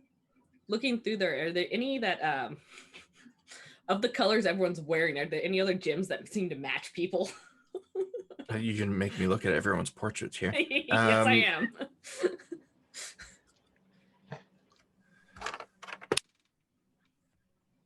Yeah, you can find one that matches Zara's color scheme. I mean, every color matches Xena's color scheme, but specifically gold and shiny, you can find 2 diamonds in there. That would probably look good on Xena. Xena some diamonds. She gets then 2 diamonds. The 2 rubies, and those are mine. There are a couple really nice sapphires that might match with Xerax. Some are They offered. get 1 diamond, right? You get 2 diamonds. Two I give you diamonds. 2. And then the other 2 gems are the ones that are not cut or faceted in any way. Now Yeah, I I'm got keeping the gold uncut eyeballs. ones. I got diamonds. Man, So I'm like, Save the diamonds. or gold eyeball because I gave one of them away. But With your keen sense of shiny gold things, you do notice the large gold sphere sitting in a slightly open pouch on Kara's waist. so Xerix is going to get the sapphires, and then whichever one's matched Zara are going to go to Zara. You said there was one that matched Zara? Yes. It's a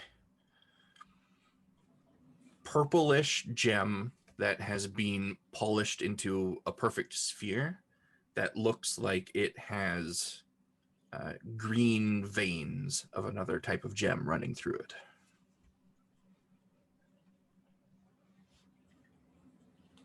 So I'll hand all that out. He's gonna take some time to look into this thing.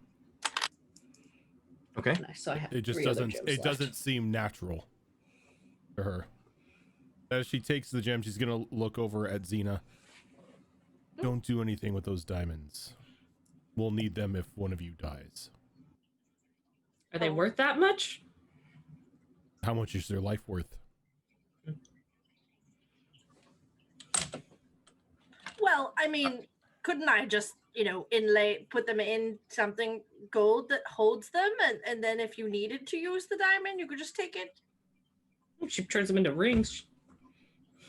It would work.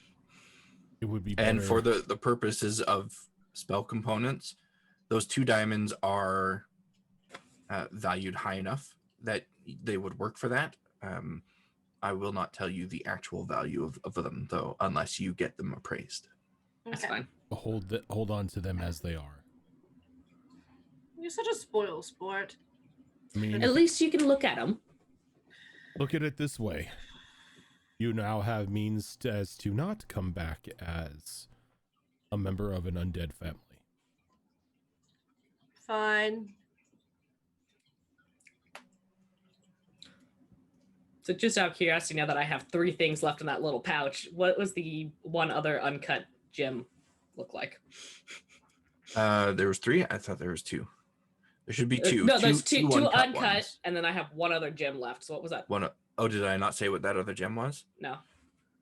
It is a red corundum, which looks quite similar to a ruby, but it's not as clear as a ruby typically is. And it has more of a pink color to it.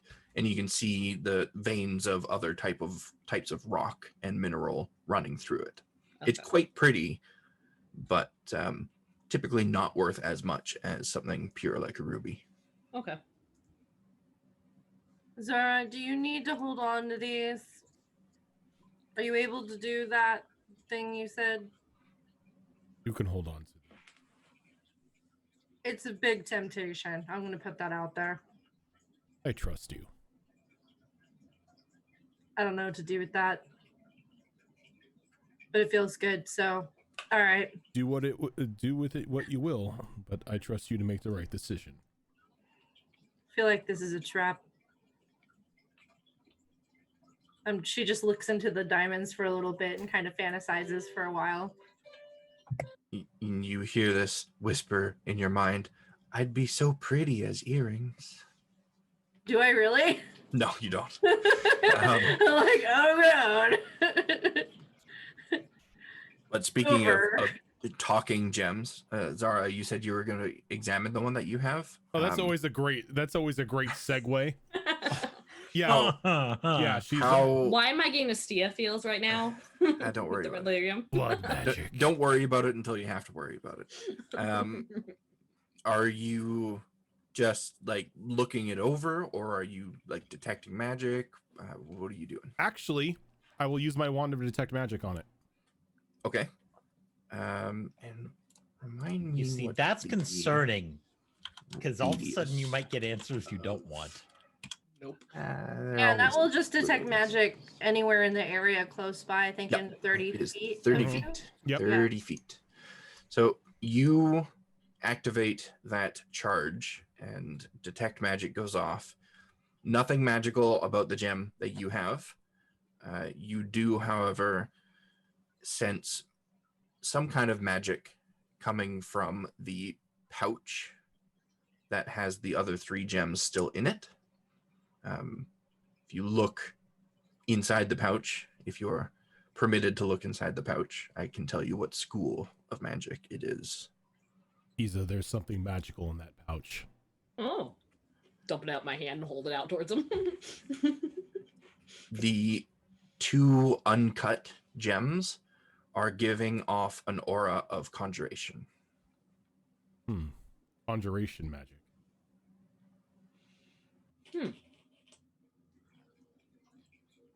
Probably be a good idea to look into these. Conjuration. It's all What Greek. does the conjuration one do again? It summons things. Oh. Maybe there is a monster, Xena.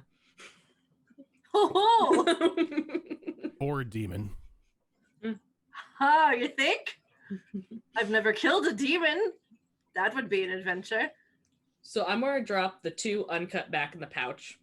Hey, wait. What about the demon thing? We'll find out when we know how to use them. We don't know how to use them. If you Well, give maybe me just time, like talk to it. Be like, hey. And I'm passing that give, pouch. Oh, I was going to pass the whole pouch to Zara. Okay, I was gonna say, if you give me time, I could look into it. Maybe determine it. All right. So Zara gets that whole pouch now, and I'm taking the red corundum and the 2 rubies, and I'm adding it to wherever I keep. Do we have gold pouches? Would we have something like that? Okay. Yeah, I'm going to put them in my you gold have- pouch. A pouch is a pouch. You could have 100 pouches if you want. Yeah. I have a pouch, and that's where I'm sticking them. In my own pouch. It is a demon. I call first dibs on fighting it. Dibs has been called. Why would you want to fight a demon? Why wouldn't you want to fight a demon? I mean, Can you demons- imagine the stories? Oh, I can Xena imagine much more. than Versus the story. demon. Hellfire all around her. Oh, it'd be Still glorious. not as epic as the matriarch and the giant. Well, of course, but I've got to work my way up. Start at demons, work your way up to the immortal. Yeah. So, am I right to assume that you guys came up here for a long rest? Yes, please. Mhm. You've got, I'd say, a few hours to spend before bedding down for the night. If there's anything specific any of you want to do, now's the time to do it. I check my hides.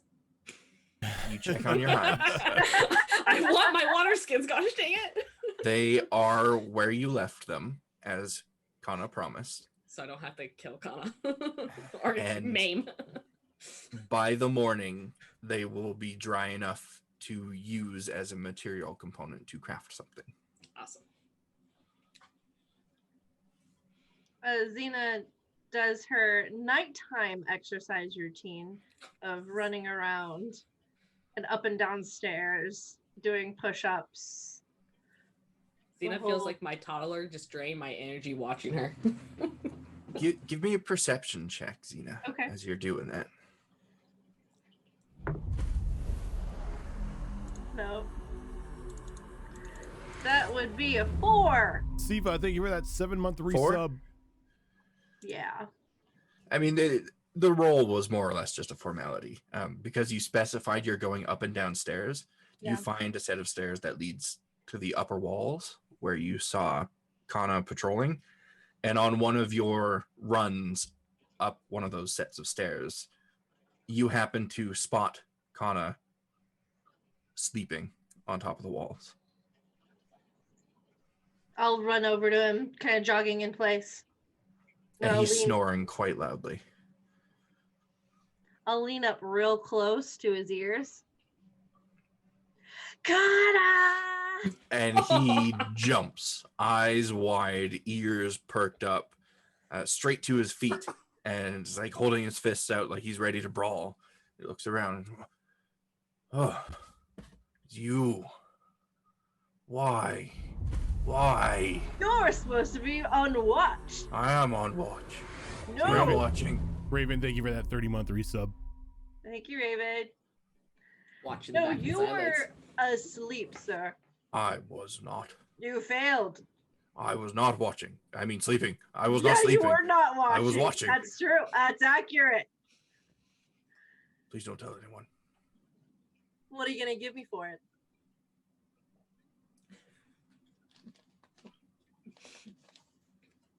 Well, You drive a hard bargain. I have a loud mouth. Yes, I know. Takes a lot to keep that mouth shut. I have a little bottle in my bag down in the camp. It has some bugs in it. These are special bugs. You can have that. What do the bugs do? They provide nourishment to the land. Tasty bugs? You can eat them, sure.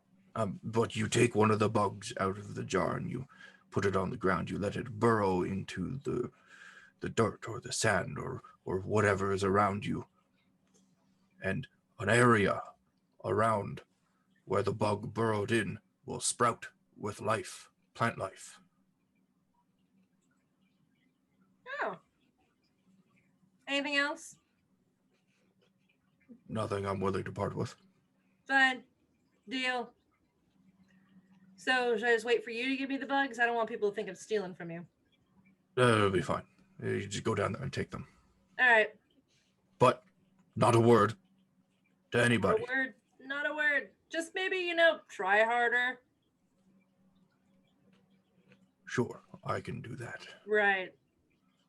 Well, I've still got another don't- 20 minutes on my routine, so... Don't come back up these steps. Yeah.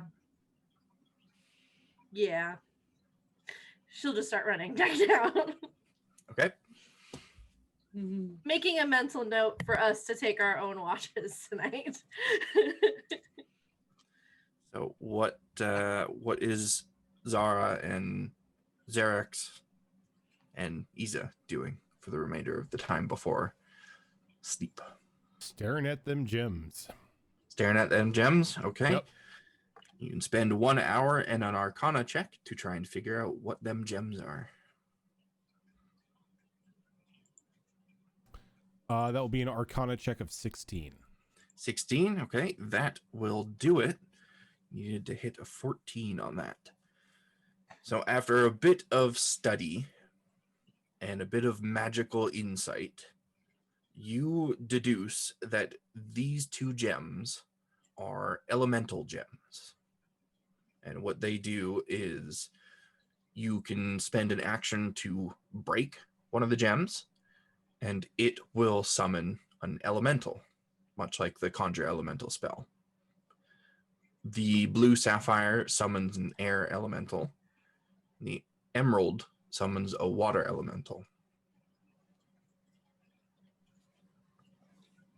It was yellow, you said?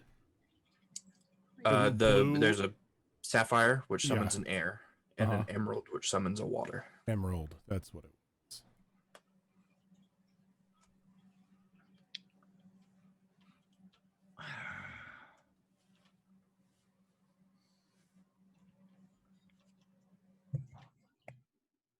Xena comes back from her routine and starts searching the bags for the bugs. His bag is easy enough to find. You saw him using it as a pillow more than once. And the jar is situated in a side pouch. Again, easy enough to find. You pull it out. There are 4 bugs within. There we go. He gave these to me. Gotta. Why? I'm not supposed to say. She puts it Kara in her leans bag. forward.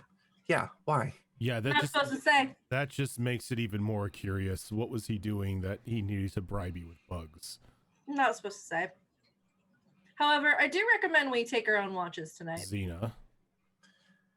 There's something I could roll to try and deduce with what we know about him, what she could be hiding. I'll trade you. And after me saying that, I suggest we take our own watches tonight. You could make an intelligence check. How about this, Xena? Yep. 13? You tell me what he was doing, and I'll tell you what these gems do. Sounds like a better trade. But I made a promise not to say. Did you make a promise not to write it down? How about I give you these bugs and tell you what they do, and you tell me what the emeralds do? I'm more concerned of what he was doing if he needed to bribe you. Oh, it's nothing to be concerned about. It's fine. Did It's he just tell you not to tell us where he is? Not sure if it Doesn't sound like a no to me, so where'd you find him? Up on the wall. Can you point out the spot for me? There's some stairs over there. You see Kara stand up and pull from underneath a large rag that she was sitting on a long, jagged greatsword. She hoists it over her shoulder and starts making her way over to those stairs. Oh, whoa. I mean, I would like to go outside to watch. could be a little uncalled for. I'm just going to say hi. Fair. And if he says, hey, did Xena tell you a thing? You're going to say she did not say a thing. She just happened to mention where she ran into you at. Of course. All right. I don't believe he made me promise not to say that. We'll sort it out. Not an oath breaker. I wouldn't dare accuse you of such thing. All right. Don't have fun. And she'll walk back to the group. And I'd say a good 10, 15 minutes later, you hear a lot of yelping coming from atop the wall. And then silence. And then Kara comes back. Everything okay? Everything's fine. He's still breathing. Oh, yes, of course. He just needed a little encouragement to stay on watch. Yeah. So what do the gems do? They summon elementals. Those aren't demons. No, but they're fun No. to fight. I'm sure. We can use them as allies. We don't need No. to kill them. It's no fun. They're going to take the glory from us. Why would we want to bring more to the battlefield? And people I don't wonder, need any extra dance partners lying about. and people wonder why our species is so quick to die. Yar? Our life Anyway. expectancy isn't that high Yeah, because we not send really. a charge head on into everything. Well, we have to. We need to make our mark before we die. How are we going to do that if we just hang around in holes all day? So now I'm curious, what do the bugs do? Oh, now people want to know what the bugs do. Oh, okay. Maybe Huh? we'll just mean, keep this one secret for herself then. Okay, curl up and lay down. Wait, but it's really interesting. Oh, Ears perk up. If you ask really nicely. Ears go back down. if you want to tell us, you will tell us. If not, it's been a very long and painful day. Okay, you guys pulling my paws. Okay, I'll tell you since you're all just dying to know about the bugs. I don't want to leave you in such suspense before lying down. I want you all to get a good night's rest, and that would just be too much. So out of the kindness of my furry heart, I will let you know these bugs do a thing where if you put them in the ground, then they make the ground all happy and growth stuff. It sounds like something up your alley. Here, you take them. And she gives them to Zara. You put them on the ground and they grow stuff. Yeah. supposed to like insta grow. I look in the bag to see if I can Bugs. identify what sort of bugs are in this bag. Bottle. Oh, bottle. Give me a nature roll. Something a druid almost never wants to hear. That is going to be a 12. 12? Okay, they look like little beetles, almost like a type of scarab. Their shell kind of glistens and shifts between hues of purple, blue, and green, almost like an oil slick on top of water. You don't know the exact type of bug that they are. You haven't seen them before, but you may have heard, especially given your background, you may have heard of a type of insect that spreads flora wherever it goes. So Can you make use of it? It's useful back when we get home. Cool. For mechanical purposes, when you let one of these bugs burrow into the ground, it's basically like the plant growth spell in a 20-foot radius around it. Ooh. That's kind of handy, actually. And how many bugs are there in this jar? 4.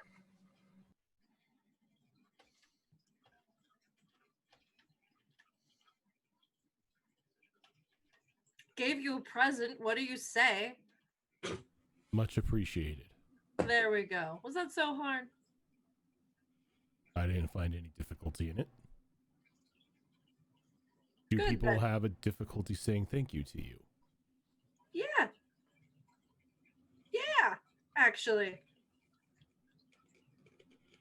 Oh, that is strange. Yeah, you guys have been pretty great, though. All right, well, shall we get some rest? We're gonna need some rest. Again, we should definitely take our own watches. Oh, don't worry about that. Kana and I have got that. Xena gives her this look like, sure? Well, I'll be awake anyway. I look back at the group. That's good enough for Isa. I look at Zara more pointedly. Did you happen to grab anything from our skeleton friend? Oh, yes. She'll take out his skull that's still painted with like makeup and stuff. Here's Skelly. That's not going to be enough. I need a pile of bones. Did Xena, while she was running around, notice any other piles of bones? There was miscellaneous bones here and there. You could give me a survival or nature roll if you want to take a guess at whether or not there is enough to make a new skelly.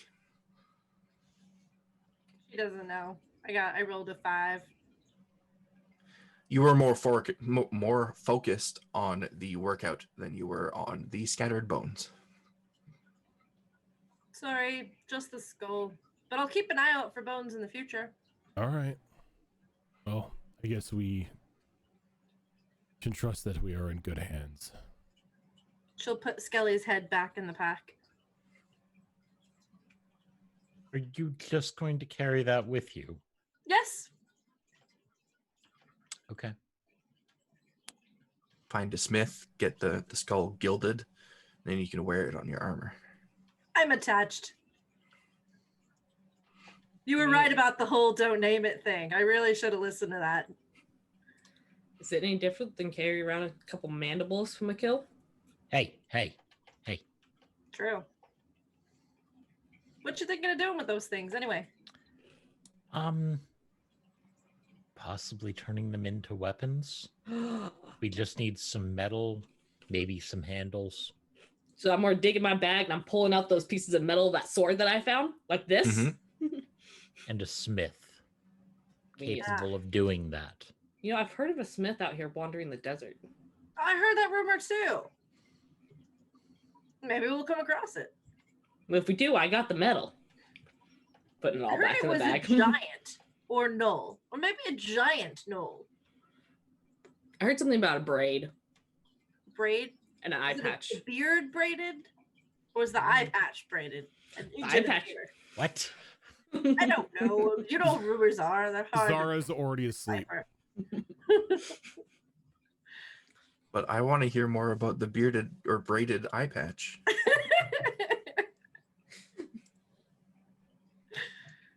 All right. Xena's Okay. gonna walk in a little circle like dogs do before they lay down and then get settled and curl up. Are the other two going to sleep as well? Yeah, And Xerax? I'm running low-ish on spells, so yes. Yes, and if there's a way to stretch out so that I'm like touching everyone, she'll do that.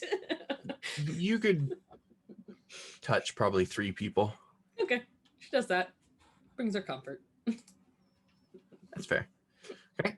So the night passes. Nothing disturbs you. You're not awoken by strange creatures. There are no signs of battle that awake you. This is just a nice, restful, long rest. You wake up in the morning and smell some fresh kills roasting over the fire. There is a pot of hot water. If you wish to drink the hot water. I was going to say make coffee, but gnolls don't grow coffee beans, unfortunately. Why not? Tea is very much a thing. Sleepy time tea is a known thing in Gnoll society. But yeah, you did see Kana make tea at some point. So if you rummage through his stuff, you could probably find some herbs and leaves to make tea out of. I would not drink Kana's tea. There must be a reason he's so sleepy. I think it's the tea. I did not put 2 and 2 together with that until just now. Good call. Maybe he just drinks sleepy time tea all the time. That's Isa's theory. It's like cannabis infused. Like... I will grab a spike of meat, and I am going to collect my. I'm going to make my water skins. I'm going to use the intestine as the string, and I'm going to use my claws to try and poke small holes to thread through. And Okay. How many are you making? let's see. I have 4 skins, 4 hides, so I'm making 4. Making 4. Okay. If you're to make 4, that would take you about 3 hours. I'll get as far into that as I can before everyone makes me leave. Okay. So when you guys decide to set out, I will let you know how many you manage to make. Xena does her morning routine. And this time on her run, she's looking for skeleton parts more closely. Okay. Are you collecting parts as you find them, or just kind of Yes. noting where they are? No, I'm collecting bits and pieces, like bigger pieces as I'm running by. If it Okay. catches my eye. By the time you finish your run, you are able to collect about, say, 3/4 of a skeleton. Okay, I'll mark that. After I finish my run, I show Zara excitedly, I found more of Skelly! But probably not enough, but to start. Almost Puts it in enough. her pack. You do realize that it's only friendly for 24 hours, correct? It's still Skelly.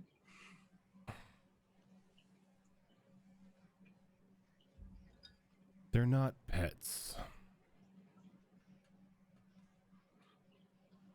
Xena just keeps cocking her head at you the way dogs do when they're a little confused or don't understand. They are tools to be used and then discarded. Allowed to pass on to the next life.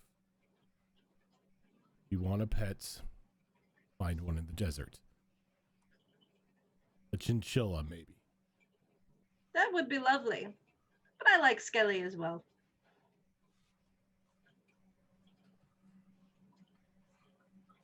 Oh, just let me have this one. As she walks away. So you are all sitting there having breakfast or having had your breakfast, I assume. Isa is there working on her water skins. The day is yours. So are we going back in the ruins or should we continue on the road? I'm for continuing on the road, going somewhere else. I am insanely curious about what's behind the door, but I guess.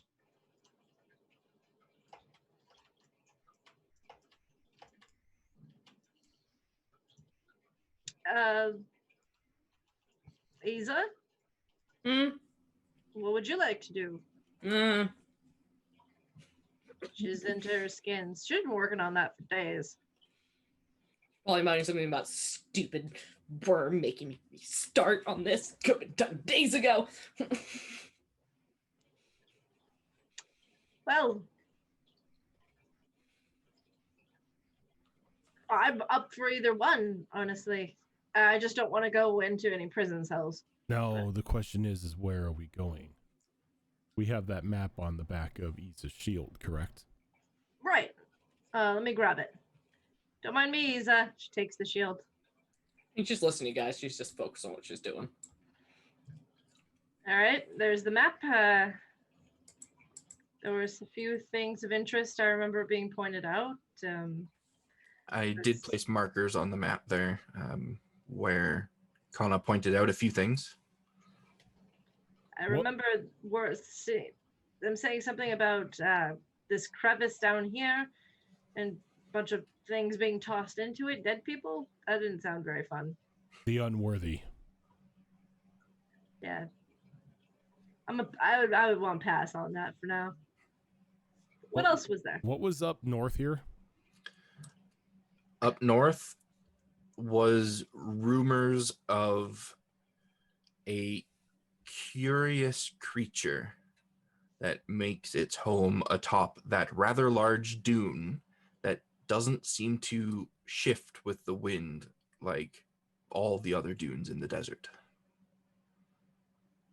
Now that sounds like an adventure. It does catch my interest. I mean, there's logic to going north before going south, since we're up here anyway. Indeed. True. And maybe we can come back over here and, revisit the ruins. Maybe. But the spider's still in there. It would be so cool to kill a spider. Why'd we have to pass that up? We need better weapons first. I got a fine weapon. I don't trust it. Well, of course you don't trust it. They're spiders. No one trusts spiders. They're for eating. They're different from any other kind of spider that I know of. Well, that just makes it more fun. We'd learn something. Maybe they're tastier spiders. Maybe we investigate it when we come back. Maybe if we're bitten by those spiders, we'll gain their spider powers and we can climb on the walls like spiders. I don't want 8 arms and legs. Or their venom melts us from the inside out. They're always such a glass half empty. Would be interesting poison to get a hold of, but Right? also You have to survive first. Exactly. I don't feel very survivable right now. this is also true. All right. Well, So make north? your plans. I would say north. North it is. North is good. Yeah. Maybe there's spiders there too.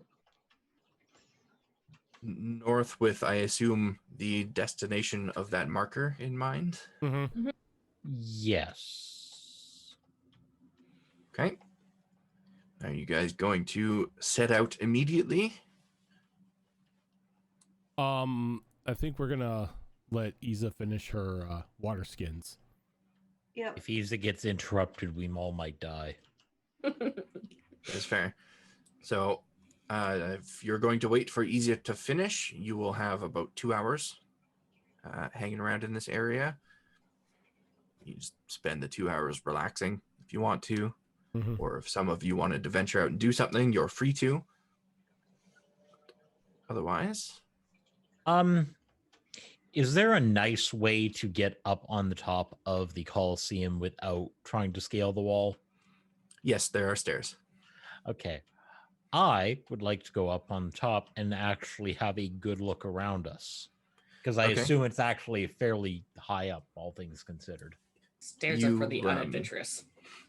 You go to the stairs that you saw Kara venture up and that Xena pointed out. When you reach the top of the stairs, you see Kana there asleep, and you venture out a little ways on the wall and have a good look around. Is there anything specific you're looking for, or just want to get a kind of lay of the land? Any creatures that happen to be roaming around that I can see from here. Okay. Just looking at my markers around that area.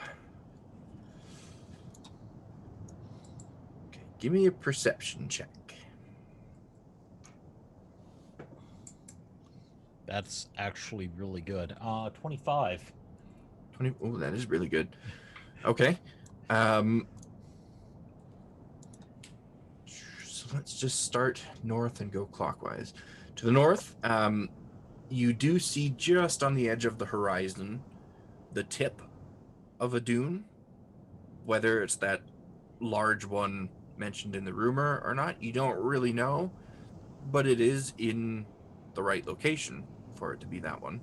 Okay. And looking to the northeast, you can see stretching up on the horizon, you can easily see them, is several mountains. And you know that crashed. Yeah, exactly. Over in this direction is a couple different cities. There was talk about the matriarch and her group sailing a boat into the mountains. Not entirely sure what that means, but I'm going to take that absolutely at face value. That's fair, because I mean that kind of is exactly what happened. To the east, you just see more desert, expansive, mostly flat. There are a couple dunes that stick up, but nothing large and noteworthy over in that direction, except maybe a few ruins kind of spattered about. Nothing like a large building or anything like that. It's mostly pillars that have toppled over time and various brickwork that has crumbled, just barely sticking out over the surface of the sand. To the south,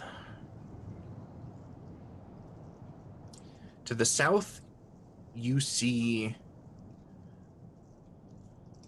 almost like a blur on the horizon, roughly in the area that was pointed out to you where the big crevice is in the ground.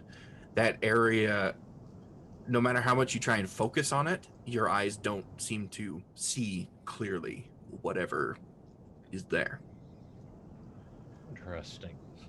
And to the southwest, you know that's where Wraith's Cast is. That's where you came from.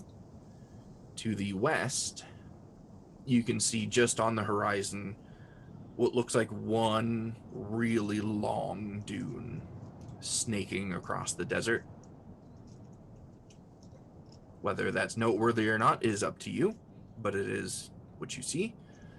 And then that just brings us right back around to the north where you saw that dune. And there's nothing visible roaming out there. You do catch glimpse of some four-legged creatures here and there, just kind of meandering through the desert. Maybe it's those types of creatures that stopped by your camp that one evening. At one point, you swear you see another one of those massive worms kind of crest the surface of the sand. Nope. But as you kind of blink and look in on that area again, whatever was there, if anything, is gone. And give me one more perception check. Nat 20 for a total of 26. Okay. To the southeast, when you're trying to focus in on that blurry area, you're convinced that beyond it, for just a brief moment, you see something very large in the sky. And it looks like it's flying through the sky, flapping massive wings. And then you lose sight of it. Sky flap flap. Hey. Oh, that's good to know. North sound. I come back down. North is a really good option. It seems to be a fairly straight path to whatever that large dune is and whatever lays atop it. I would not recommend going south. What's wrong with south?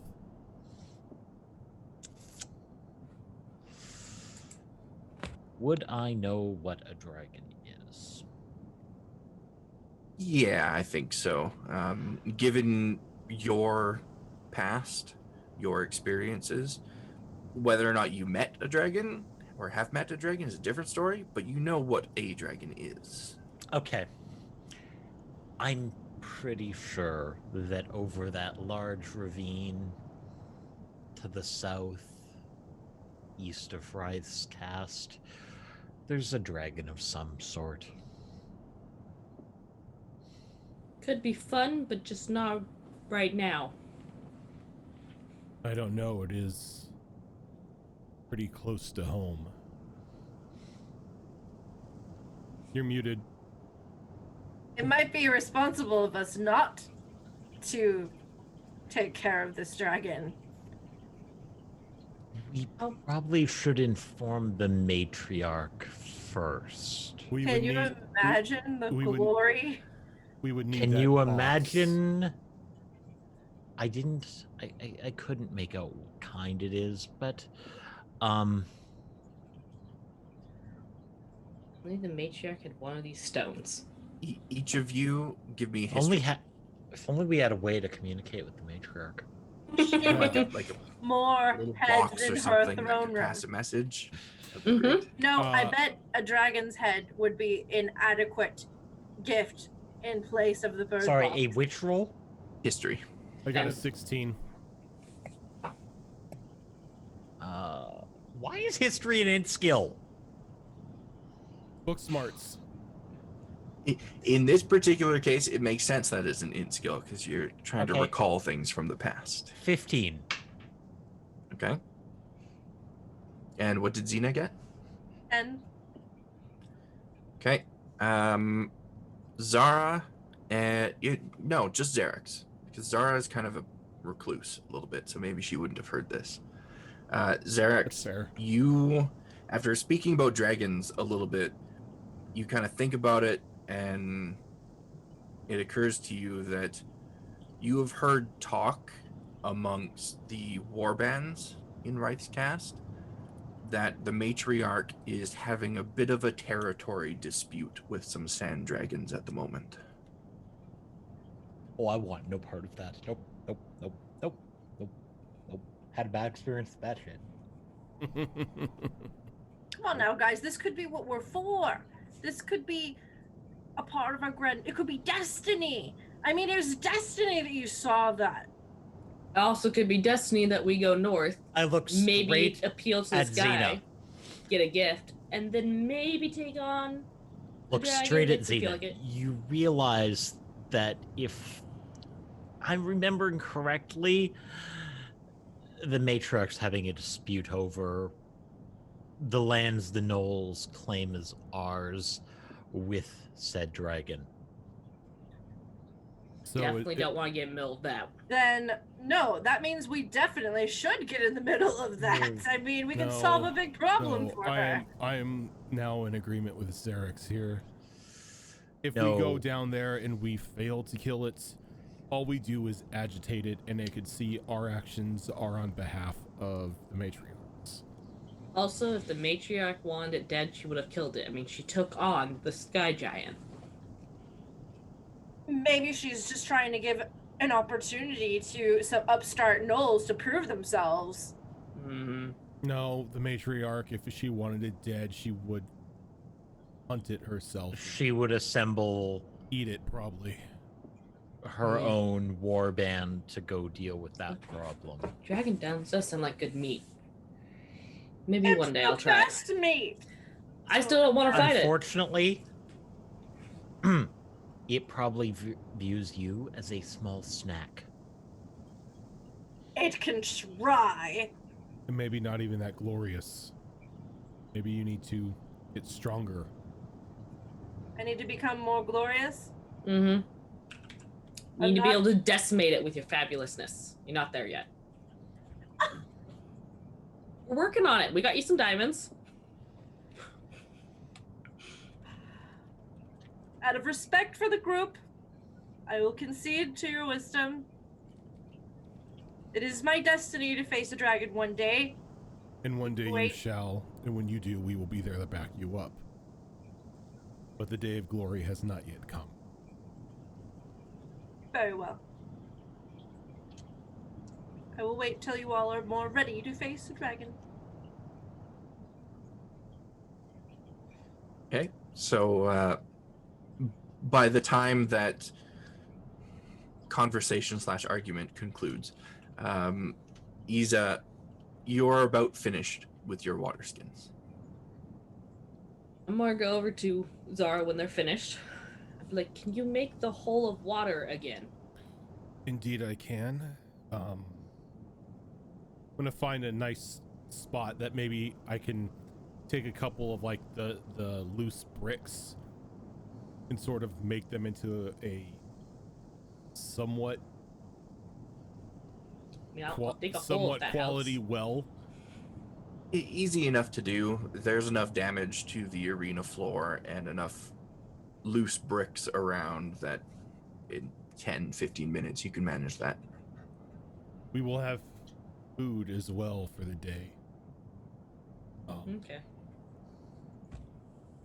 So she's gonna go over to the where the well is at, and she is going to cast create food and water. Which will take one of my 3rd level slots, but I will do it. And so I think that creates what, 40 gallons of water? Something like that. 45 pounds of food and 30 gallons of water.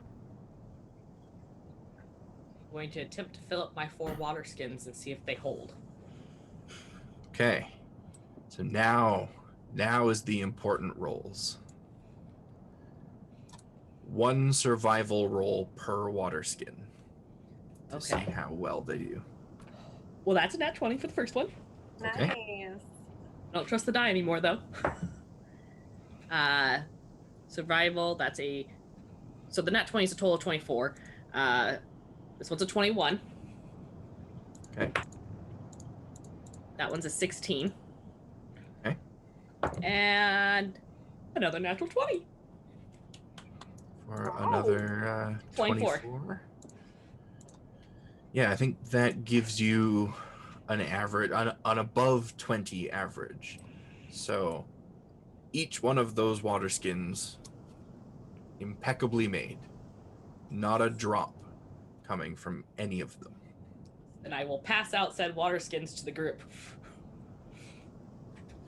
Xena will obviously take a water skin, but while they were working on, making the food and water and doing all that, Xena ran up the stairs to the south, and at the top she looks out, and whether she can see the dragon or not, she points in the air and shouts at the top of her lungs, "One day, dragon, one day, I vow, you're mine. She just takes a moment for herself, deep breath, and then we'll walk back down. Don't antagonize the flying wannabe boots. Oh, please do. Give me a intimidation roll using whatever stat you feel is appropriate for this. I didn't think the dragon could actually hear me from here. Don't antagonize it. And now the Colosseum's rubble. You didn't say there isn't any other dragons around here that may be hearing your trash talk. You don't notice there's a dragon under the Colosseum. It's a dragon spider. 21, intimidation. Okay. You are quite pleased with what you have just done and feel like your message was received. I hope it wasn't. Yeah, you guys just hear this shouting from the south. She's trying to get herself killed. And then her coming back kind of puffed up a little bit. She just really wants to fight that dragon.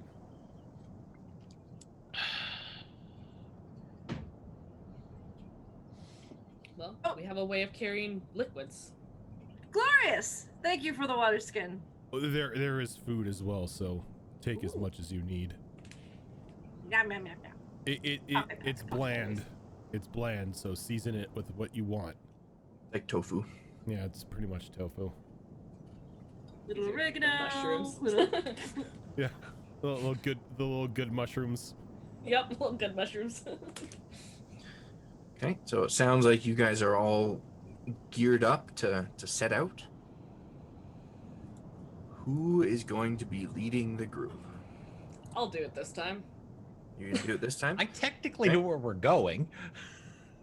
Yeah, Yeah. but you roll like shit.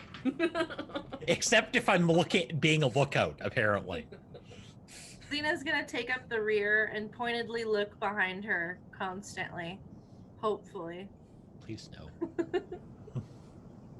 Okay. So with Isa leading the group, give me a skill roll of your choice. Can I use my athletics to run ahead of the group, kind of scout it out, run back, and kind of do these laps? Yeah, Oh, I no. don't see why not. Zoomy Ow. scouting. Yeah, Zoomy scouting.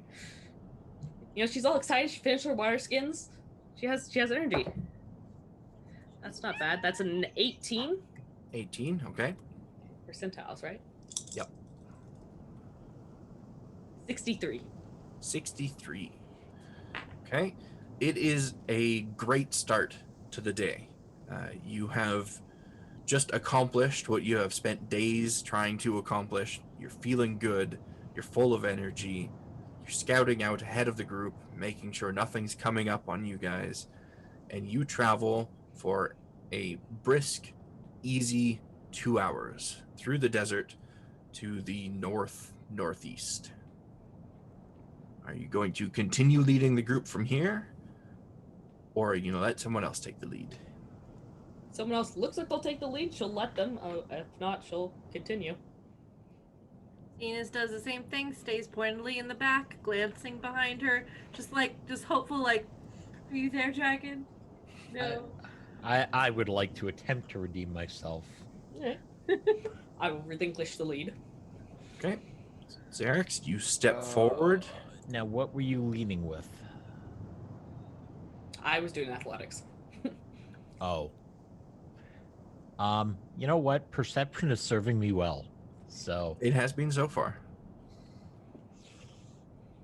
Now is when that changes.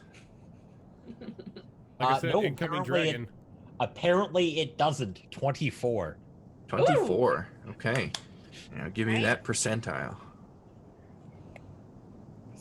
Good job. 44. 44. Okay. With that roll, you are keenly aware of everything around you as you begin to move forward for the next stage of your journey. And because this is perception based, and I kind of had this set to happen on this travel day regardless, but now it's not going to surprise you. you are looking around and you notice that to the southeast of you, the clear, bright, sunny day seems to be giving way to winds, and those winds are picking up sand from the desert floor. And as you keep an eye on that moving forward, you see it slowly turning into a full-blown sandstorm. But it's not going to suddenly surprise you.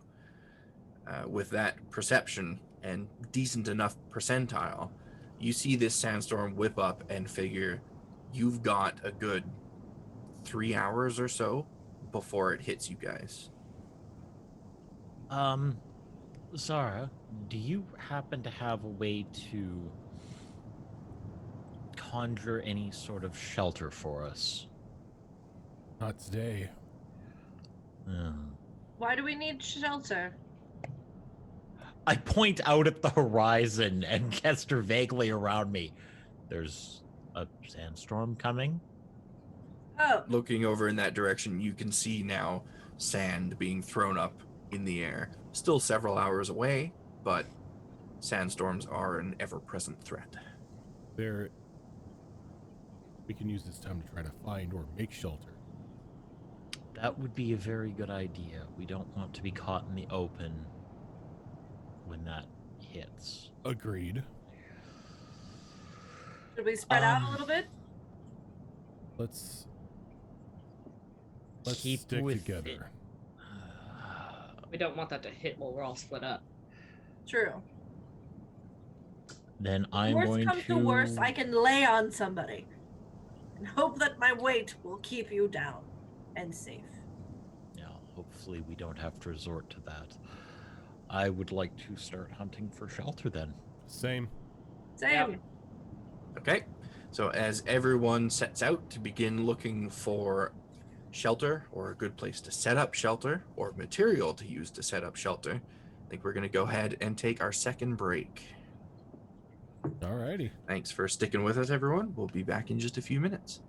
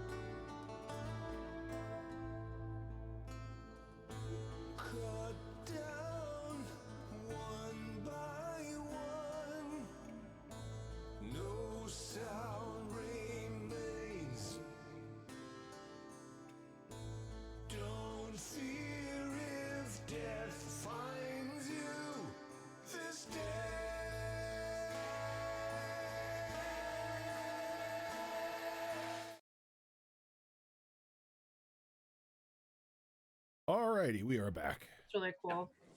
Anyway, hi guys. Chatting about books and things. Welcome back. Death gods. Always a good topic. I mean, if you want, I can make a death god based off of like 40 raccoon and goose. I can make a death god. We were coming up with ideas to create a death god. I'll make it a squirrel. No, Death God is a tiny, just use the same race I play in Sonata, just a tiny cat in a Grim Reaper robe. See, and we're already playing with the idea of a cat. I As mean, one we imagery, have an so- entire established race for that. Yep. Yeah. Yeah. I might need details on that race. And it wouldn't even be like, you know, one of those like one of the hairless like Egyptian looking cats.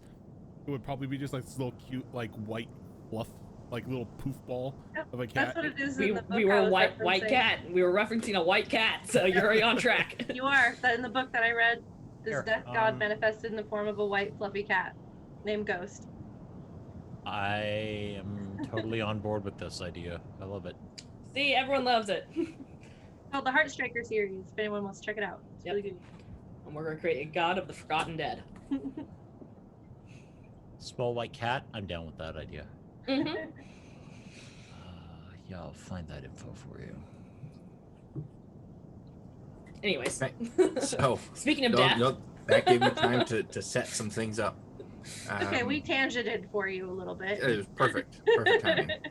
we totally knew you needed to do this. Quick, ramble amongst yourselves. So you guys set out in search of some camp supplies or spots, something that would give you adequate shelter from a sandstorm.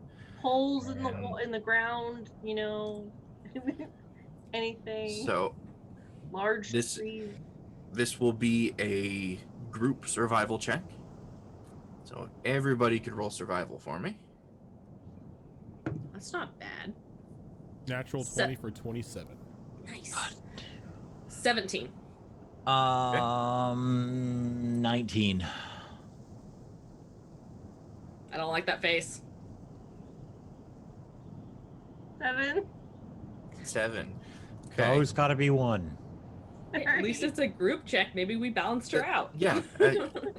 You got 3 successes. So it takes 10 minutes or so, but you guys do manage to find an area where some withered dagger trees are growing out of the sand. They have long since died, but they're still standing, roots firmly planted in the ground. And there's 3 of them right next to each other, all kind of twisted around each other.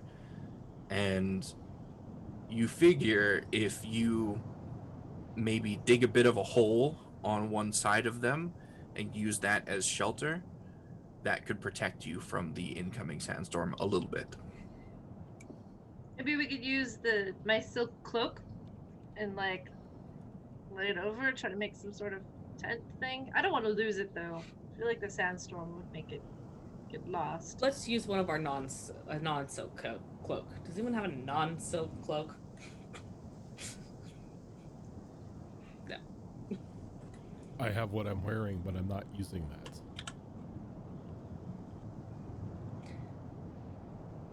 Did we have bedding, or we've just been sleeping on Wait. the ground? Let me look at my I think character we've sheet. been What do I sleeping on the have? ground. Haven't I think you've been We sleeping have- on the ground. I know Unless that any of you have it in your inventory. I thought the bedrolls were given up as part of the stuff Yeah, we gave up to I think the thought we gave matriarch. up everything. I think so. Yeah.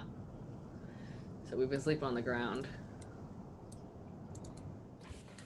But with a bit of work, you still have a good 2.5, almost 3 hours before the sandstorm hits.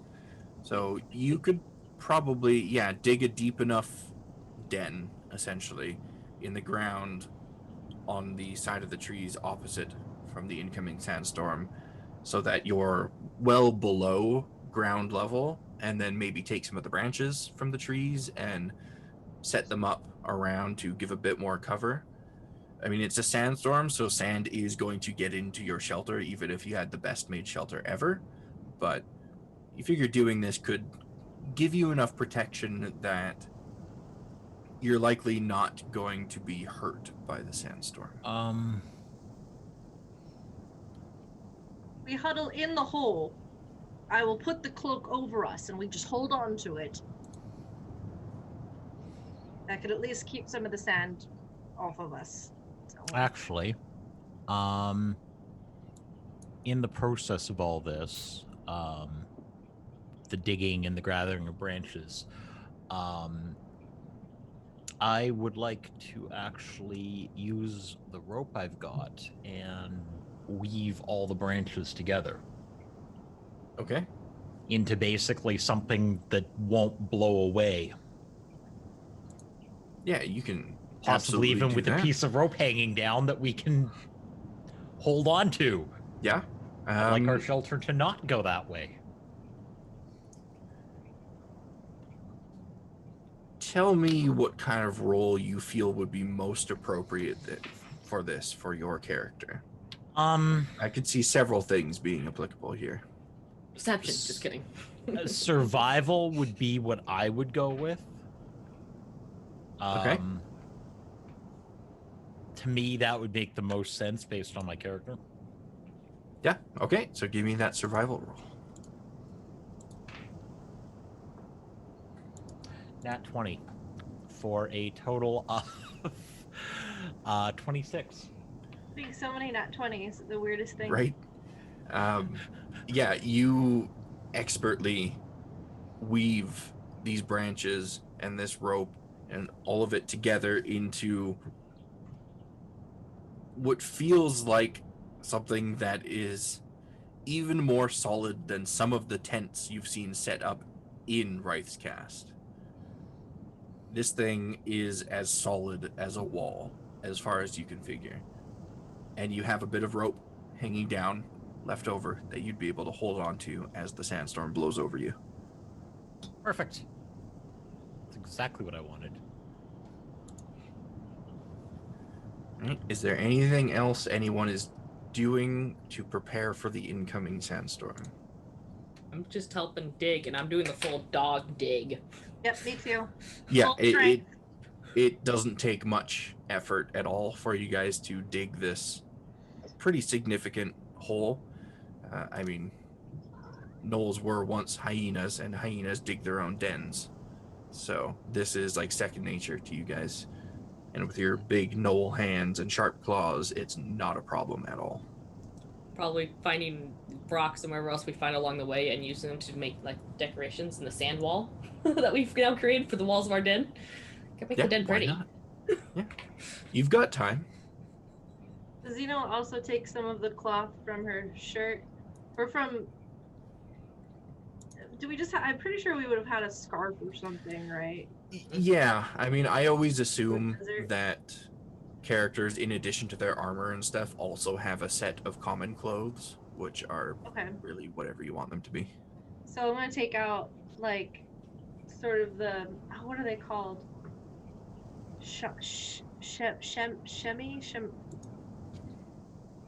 I know what you're referring to. I don't know the proper name. It's the thing you wear in the desert. It's like a scarf, but it's over your face to keep like the dust and stuff out. It starts with an S. It's like a shimmy, shimwa, shamwow. I don't remember. Oh yeah, I thought you were gonna say ShamWow. I don't remember. We're making a ShamWow. Yeah, you take out your ShamWow and start cleaning up the desert. Yeah, what word am I looking? Shammy? I don't. Is that it, Saru? I don't. Anyway, that thing, and she's gonna wrap that around her snout. Okay, yeah, not a problem. I have the spelling. The pronunciation's a whole other animal. That is the word you're looking for. Shema? I don't know. Those things. I used to know it. We wore it when we played paintball, but I don't remember. Or airsoft, rather. Okay, Shelly. We're done. Even your She's cat upset is that I couldn't upset. remember the. I know. It's like you're butchering this. I know. She's like, you call yourself a former English teacher. Okay. Okay, moving on. She does that. So you're all hunkered down now in your shelter and awaiting the sandstorm, I assume? Yep. Okay. And you don't have to wait too long. By the time you finish decorating the shelter and situating your ShamWows, the sandstorm is upon you. And Chimga. these That doesn't winds sound right either. Shamog is actually the pronunciation. Oh. These winds are buffeting hard and throwing up a lot of sand. If you hadn't seen this coming, you would have been in a really dangerous situation. There are many tales of gnolls venturing out into sandstorms, never to be seen again. I believe there's one attached to your own matriarch and her father. Sorry, just reminiscing about regrets. You hunker down in this shelter, and you're holding down that length of rope and the cover over your shelter with all your might. If possible, I'm just sitting on the rope. Yeah, I mean, it's going to take a couple of you to hold it down. These are really strong winds. Yeah, Xena will help sit on the rope and hold it. Iza will take the other rope if they're taking the same one. Okay. Another end or whatever we have. Zara would try to help any way she can.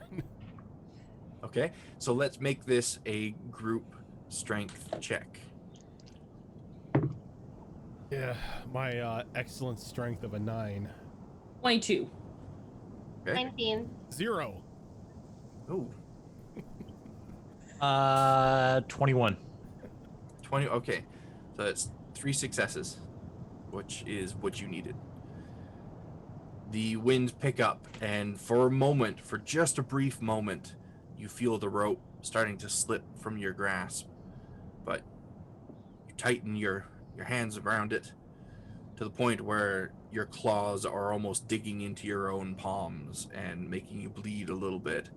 But you manage to hold on to this rope as the wind buffets and finally gives way, so you're not struggling so much. And this goes on for a couple of hours. This is a big storm that swept in, but thanks to your survival rolls, this shelter, the perception of Xerax, you're able to withstand everything that this storm is throwing at you. By the time the last of the winds blow quietly over the shelter, you find the sand that has been blown in has collected almost up to your knees. But you've made it. The storm is beginning to dissipate. It's no longer taking everything you've got to hold this shelter in place. You can begin to relax. And as you lift the cover off your shelter and look outside, you see the sun has set on the horizon.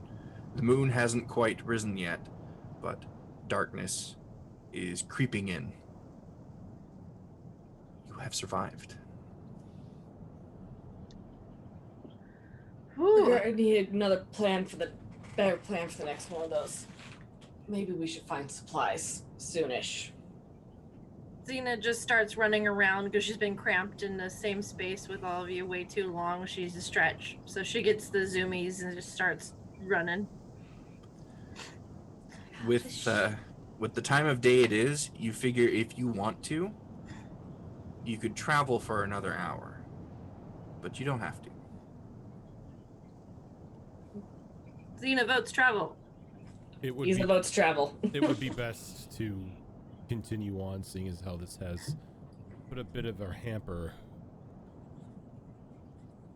on our travel plans. Xena's got so much energy to work off. So who is going to take the reins on this travel? Earned every good roll I've got for the day. I'm done. Ina wants to take the lead. Let's let Xena Okay. take the lead. That's fine. She's got the zoomies. She can take the lead. Yeah, let's just take the dog off the leash and let her have zoomies.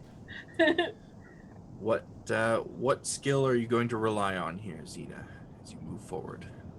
I'd like to repo my rope also at some point and all that, if possible. You've woven it together, keeping that in mind, and it's easy enough to pull the rope free once you're done. Now there's the pile of sticks in a pit. I would like to use. I'm trying to think of athletics. How I can use athletics, but I mean, you can do what Isa did.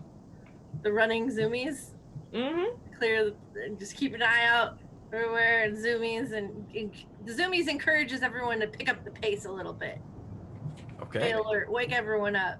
So that's what she's gonna do. She runs and then moves forward, runs, moves forward. Go ahead and give me that zoomies roll. Okay, so 25. 25. All right. Nice. Super Give me zoomy. that percentile on top of it. Okay. Did I not? I did not get a percent out of that. Because I am a fool.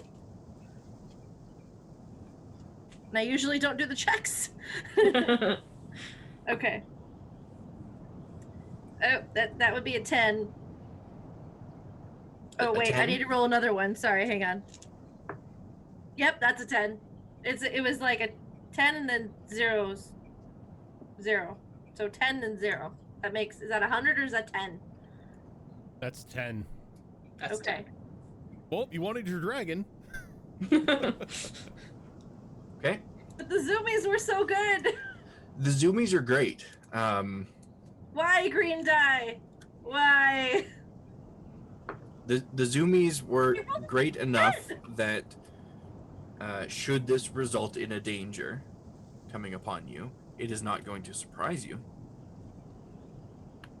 So you begin traveling into the twilight as the sun goes below the horizon and the moon has not yet risen to give you sufficient light to see everything in front of you. But you're confident and you're full of energy. So you trudge onwards and you realize that you're actually beginning to catch up with the tail end of the sandstorm. And that kind of masks what you suddenly find yourself upon. Running through the sand, forwards and forwards again, and backwards again, you step on a soft patch, an abnormally soft patch of sand, and it sinks down a little bit, and something cracks beneath that sand. Pulling your foot away to look at what you've just stepped on, you see an arm burst out from the sand and push down on the surface as though trying to pull itself up. And it is a humanoid arm. Its skin is dry and taut. Zombies! Zombies! Do I know? And when you turn around to look back at the group and yell zombies, you see another thing pulling itself up out of the sand, about waist high at this point. And it looks like a human, but its skin is very, very dry and very tight against its bones. This particular one, its jaw seems to be broken and kind of half hanging, its tongue hanging out of the side of its mouth. And give me a history check. That would be an 8. Okay. Not quite high enough for what I had in mind, but Fair. maybe somebody else when they see these things. Xena point. Yeah, you point and kind of look around the one that's half pulled itself up out of the sand and see another one directly behind it, Okay, pulling several. itself up out of the sand. And the rest of you have seen these things pulling up as well and heard Xena calling out zombies. And I'm going to need everybody to roll me some initiative at this point. That was a shit initiative. I will put everyone over to the map in just a moment. As I position all of you.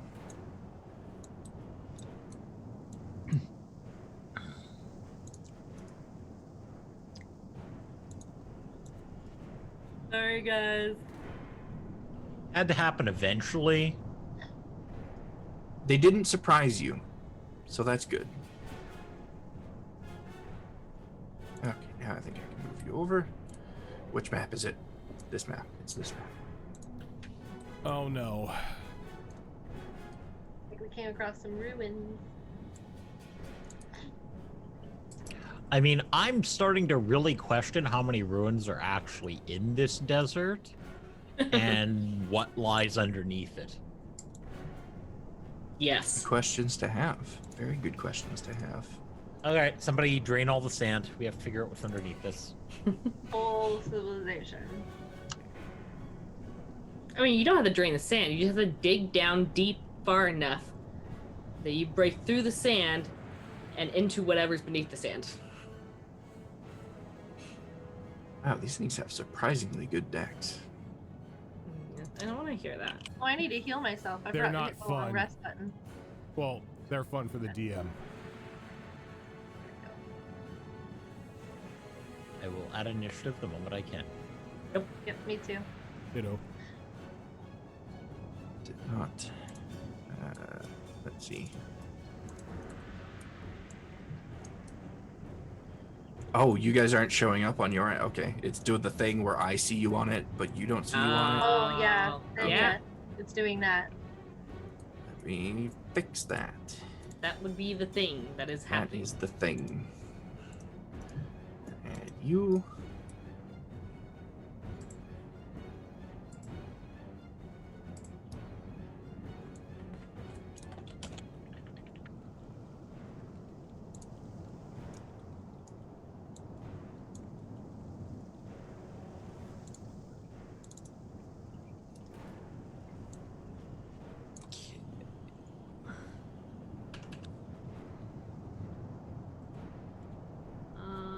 It's a total of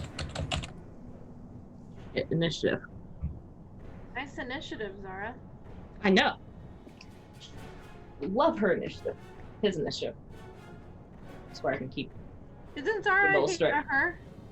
Zara is a her. Yes, it's Yeah. Xerix. I keep mixing them up in my head. Hey, I think. I think that Zara is was great everybody last on time. there. Zara had a great initiative last time too. It's probably a good thing that Zara goes first, because I'm pretty sure that Rojan knows exactly what these things can do. I would like Zara to give me a history roll, though. History roll, that's intelligence, right? It sure is. That'll be a 17 total. Okay, that is high enough. You watch as these things pull themselves out from underneath the sand, and you notice that the rags that they're wearing, the face coverings and the turbans, they all share similar colors to garb that you have seen on Arcastan soldiers. Oh, wonderful. All right. So, starting things off, she's gonna once again cast Shillelagh on the quarterstaff, and since that is a cantrip and a bonus action, she is then going to use Call Lightning and cast it right there. Very nice. So those two are going to need to give me a dexterity saving throw. Let's see, that is going to be 21 from the first one and a 9 from the second one. All right, so the first one will save. So they'll take half damage from this. Okay. It's going to be a total of 23 lightning damage. 20. Ooh, very nice. So that guy will take half of that. That guy will take all of that. Great way to start off. Any movement? Yep, there you go. Making sure they're going to have to pass by one of the fighters to get to me. Good call. And that's Probably. it. So that brings us to those guys. And we're going to start off with this guy, the closest one to Iza. And let's see. What is a 20-foot radius from this guy? Oh, that is quite large. That's going to get everybody. Mhm. Wonderful. Wonderful. I don't like the sound of that. So this guy is going to use his drought ability. And all of you suddenly feel your water skins get much lighter. Ooh. As though the water, I'm so sorry, Tam, as the water within them turns to dust. It's a nice water skin you got there. Be a shame if something happened to it. You will pay for Oh. this. All non-magical water and other liquids within 20 feet of that guy turn to dust. And I need everybody there to give me Constitution saves. 17. 16. That rolled off of a 2. 18. Thank God it wasn't the 2. 4. Oh, Xena. Cena, why? I'm not rolling good today. No, Don't you have was me last proficiency game. in con saves? Lord. Hey, so Oh wait, sorry. No, it's more than that. That's right. I'm like, It's you're a the same. barbarian! Sorry, I was looking. No, You did it's a check. It's not that much more though. That's a 7 now. that okay. So Xena is going to take 8 necrotic damage. The rest of you are going to take half that. Okay. And then that one is going to move right over here. The other one that was right by it is going to stroll over to Xena and make a few attacks here. It's going to start off with a claw attack at you with its skeletal withered hands and probably miss with an 11. Miss. It will try again and probably miss with a 10. So she dodges gracefully. However, it does have a third attack. The turban that it's wearing begins to unravel, seemingly all on its own, and then the cloth that it's made of whips at you. Oh, that's just not sanitary. Probably gonna miss with a 14. Miss. Not rolling that die anymore. Matrix. No, keep rolling that die. These? That is going to be that one's turn, and then number 3 is going to follow suit, make 3 attacks against you, Xena, and probably miss with a 13. Miss. A 9 is going to miss on the second one. That's more like it. The withering turban attack that it does at you, I believe will hit with a 24. Yep. Okay. That is going to be 7 necrotic damage. Okay. And you're lucky because the other part of that won't be able to take effect until next round, assuming you fail a save.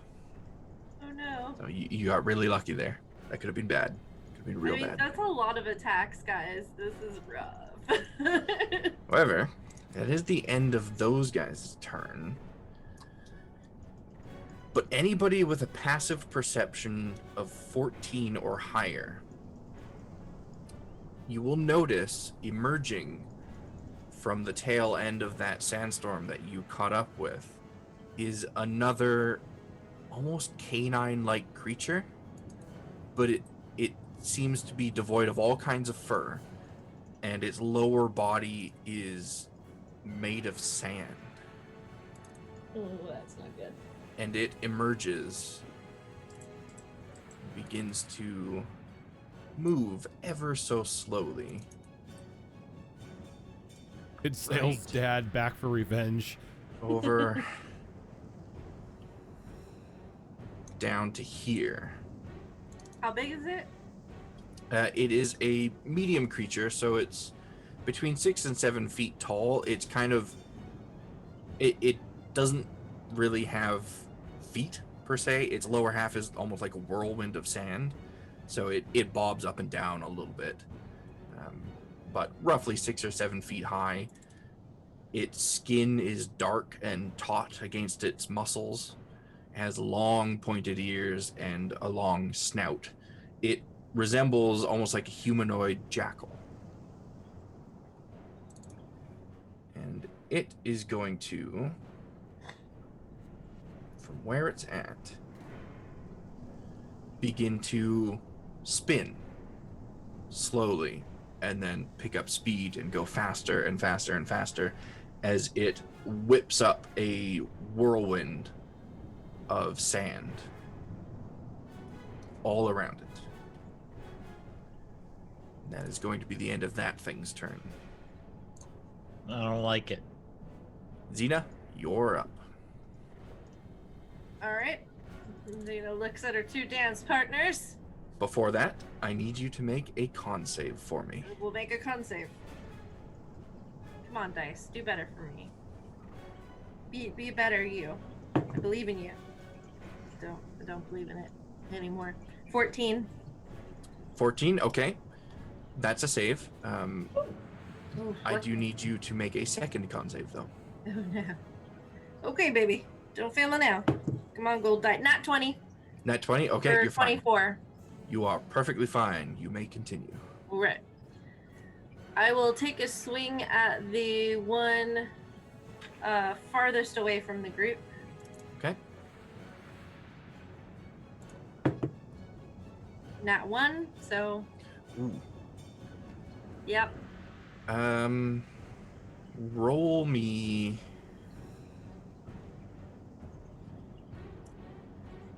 a d20. Okay. Just a straight d20. Fucking kidding me? Nat 20 on this. So I went Okay. from a nat 1 to a nat 20. That will make this strength save that you're about to do a lot easier for you. Okay. So roll a strength save for me. All right. It's cocked.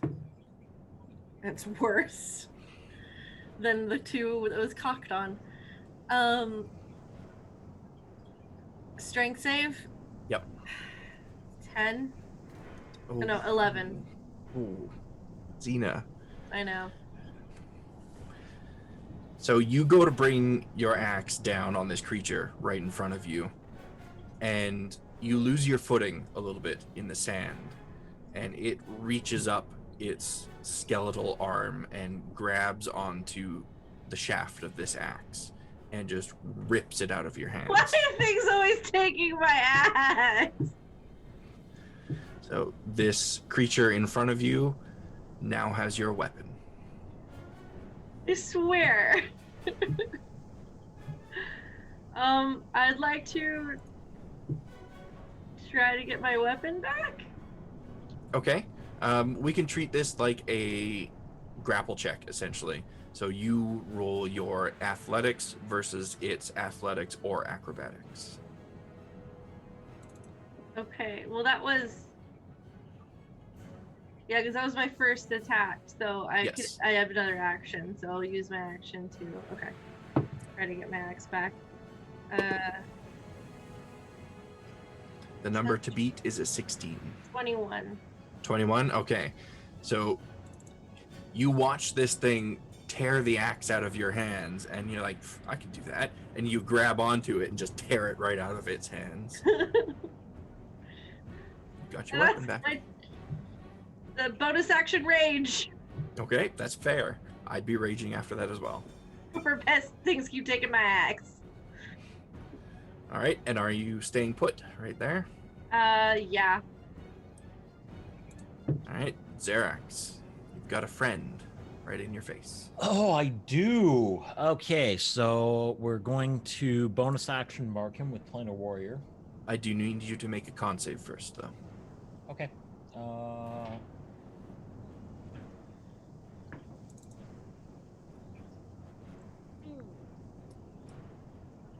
18. You're fine. Okay. Now I'm going to bonus action mark him. And the first attack with the Great Axe, coming in at a... I can math. 17. A 17? 17 will hit. Okay. Those. One of those. That is 18 damage. 18 damage, very nice. And the second attack. Ooh, that's not great. 14. 14 will not be enough, I'm afraid. Okay.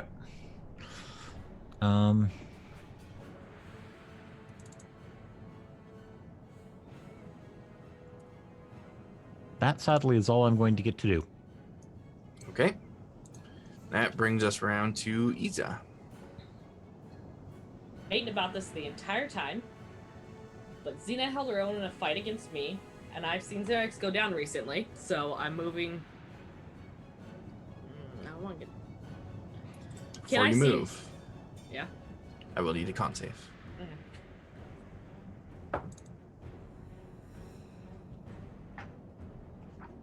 It's a natural one. Ooh. You are a fighter, dear. Right. If the dice roll low, this +6 doesn't help. You find yourself growing quite thirsty. Knowing that you don't have water on you, it makes you start to think about that. You're like, oh, I could really do with a drink right about now. And your throat becomes so parched, it's almost difficult to speak. The air around you suddenly feels much, much drier than it actually is. And it begins to weigh on you physically. And you can add 1 point of exhaustion to your character sheet somewhere. Let's do this.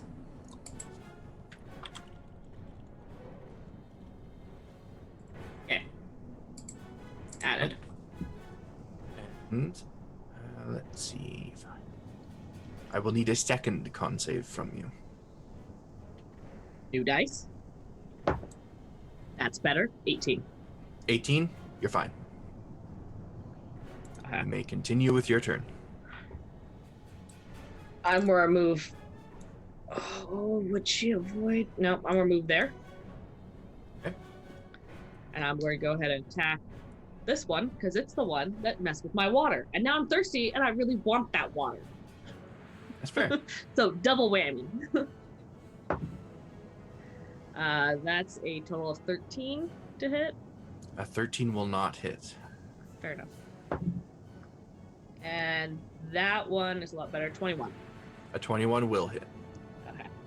So that is 9 slashing. Okay, 9 slashing. The weight of your weapon just tears through this thing, and the bones crack.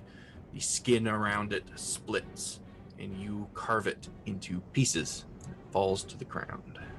In that case, I'll use my bonus action to rampage and step up to this monster.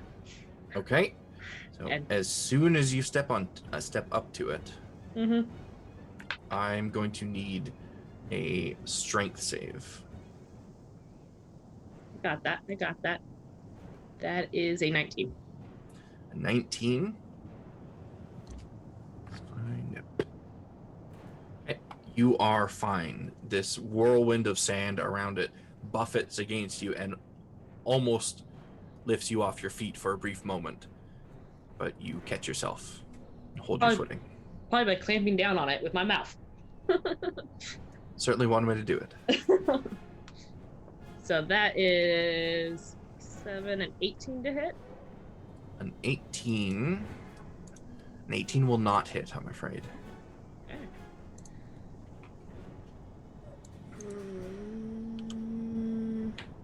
Yeah, I'll go ahead and action surge. Okay. 2 more hits. The first one I'm gonna make. Well, it doesn't have feet, so never mind. I'm not gonna do that.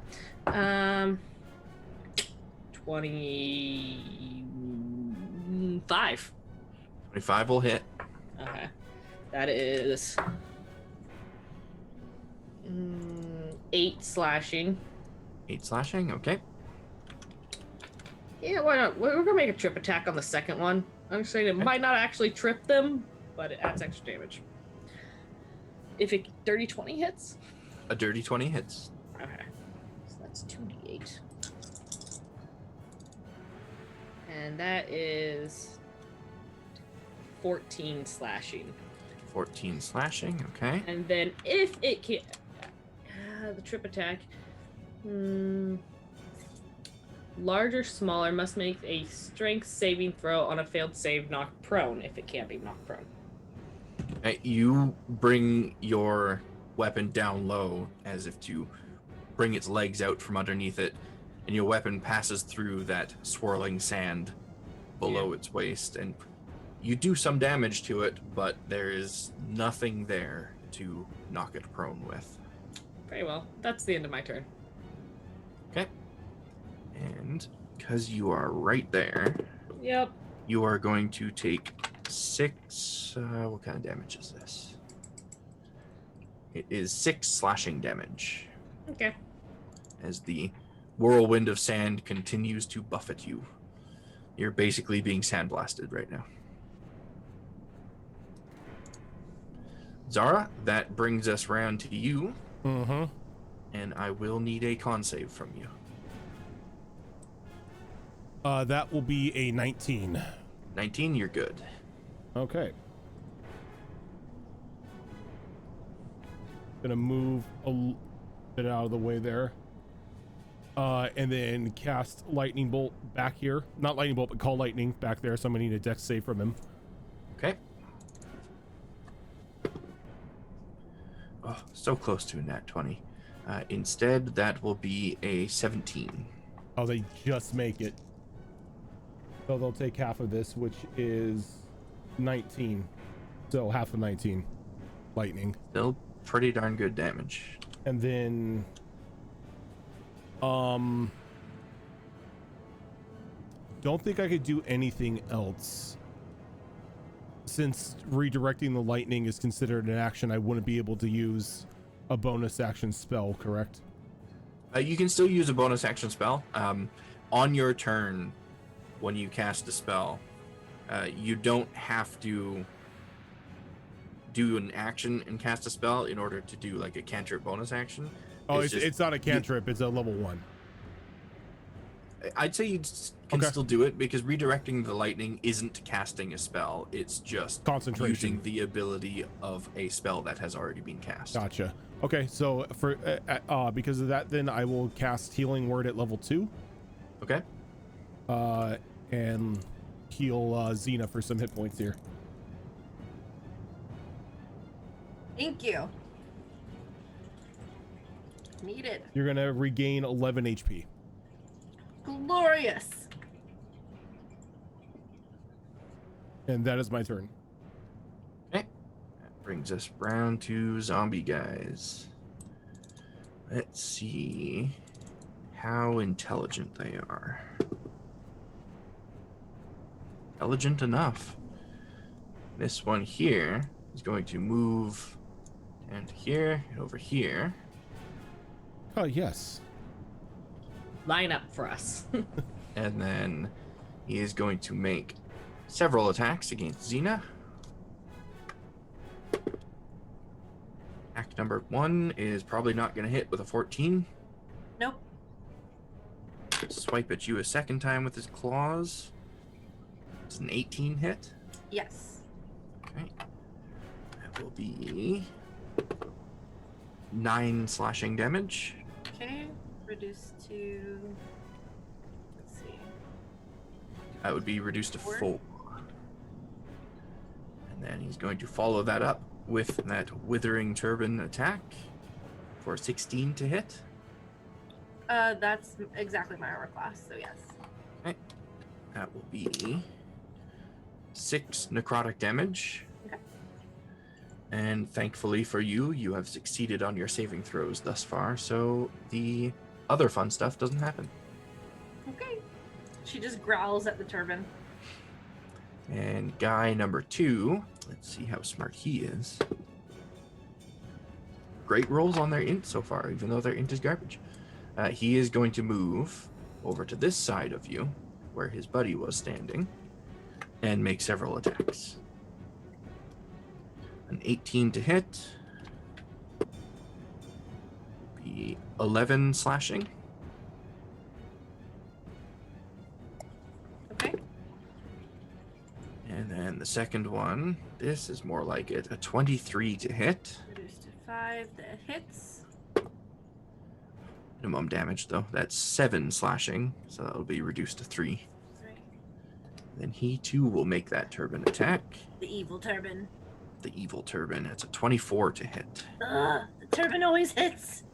Turban does always hit. If only you had failed your saves. I think would've been Xena so just much more doesn't know fun. how to anticipate the turban. Like she just hasn't Yeah, figured yeah, it I mean, who attacks people with their hat? Yeah, just can't compute it. Sorry, that will what was be the damage? 5 necrotic. Okay. And number 3 is dead. God, I'm glad you healed me, because that would have been even worse than the horrible number I'm at right now. Yeah, would have not been good. So that brings us over to this other guy. The other guy is going to make an attack against Iza. Low rolls in this battle. Just a whole bunch of low, disappointing rolls. Does a 12 hit Iza? Nope, but can I use my reaction to repose? You sure can. Awesome. Work off that superiority die. And does a 22 hit? 22 does. Alright, let's see. Just double check the roll. Add superiority to attack damage. Okay. 9 plus 4 is 13 slashing. 13 slashing, okay. This guy is going to look at you angrily. He's going to growl a little bit. Growl And back. then that whirlwind of sand that is whooshing around him is just going to stop, and all the sand is going to drop to the desert floor. And as it drops, his body turns to sand, and he also disappears into the desert floor. Oh. Where'd he go? And then he reappears right over here. Didn't like the opponent that hit back. He didn't like that he couldn't hit the opponent. And then it hit back. Sure, So he's, come down to the dog that's throwing lightning. yeah. See how that fares for you. Well, let's find out. He's going to make a bite or a claw attack against you. That is going to be a 24 to hit. You know, that could have just hit the fighter. Yeah. Yeah. And that is a little bit better. That's going to be 12 slashing damage. All right. And then, again, that sandstorm is going to begin to whip up around this guy. That brings us to Xena. Alright, Xena's got to do better this turn. She, gripping her axe triumphantly, having regained it, she's going to, just like fury, glorious fury in her eyes, chop at the one behind her, I guess, or like on the image in the map behind her, but like Yep. Swinging for his head. But not like a called shot way. It's just flavor. Yeah. So it's a 16 to hit. A 16 is the number you needed. Oh, good. Okay. Okay. 17 points of slashing damage. Very nice damage. And then He's bonus looking action. frail and wobbly. Yeah. Oh, I'm gonna hit again. He's looking wobbly. Yep, big time. I'm gonna do my bonus action before my final attack, but so bonus action storm, the firestorm thing that I do. So Constitution save from both of them. Both of them. Wobbly guy gets a 7. Not so wobbly guy gets a 21. Pass. And that's 3 damage, right? 3 fire damage. Yeah. Wobbly guy just bursts into flames. And now he is a wobbly pile of bones on the desert floor. Yeah. So Xena's going to go ahead and turn to her next dance partner and swing. And that's going to be a 17 plus 8, so... That'll hit. Yeah. Yeah, Stella got her groove back. Xena got her Just groove needed back. to warm up a little bit. Yeah, I got 12 on D12. So it'll be 12. 19 points of slashing. 19 points of slashing. Very nice. And she's gonna move actually, just like skirting around to that side. Okay. That will bring us over to Xerax, who I believe does not need to give me a con save. You're just out of range. Damn. However,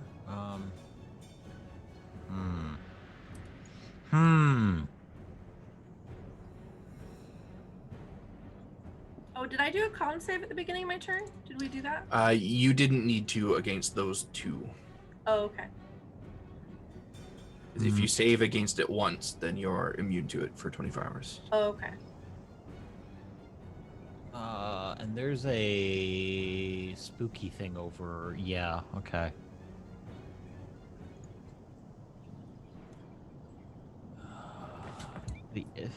That doesn't help. That's my same as my movement. There's also a very hurt puppy. Good question. Who is hurt? Golden girl.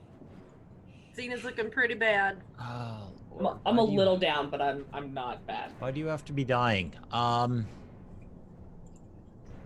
in the 20s. Okay, fine. Okay. As soon as you take 5 feet or a 5 foot step closer to that guy, I will need the con save. That's fine. 15? You're fine. Okay.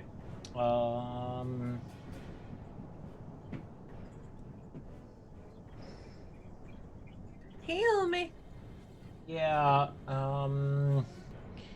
just with a quick glance and a medicine check of 21, how bad is Xena looking?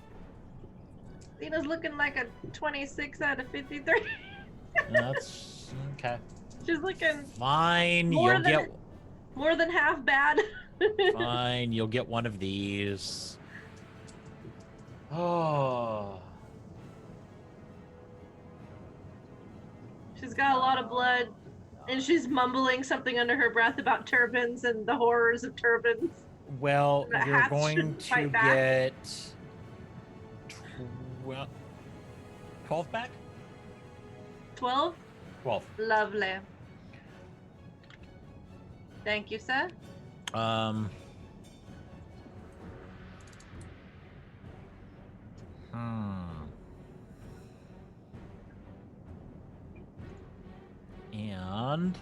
The necrotic damage, like the black veins, like slowly recede a little bit. yeah, let me. I can bonus action a second spell, can't I? No, but it has to be a cantrip. Yeah. Yes. Son of a.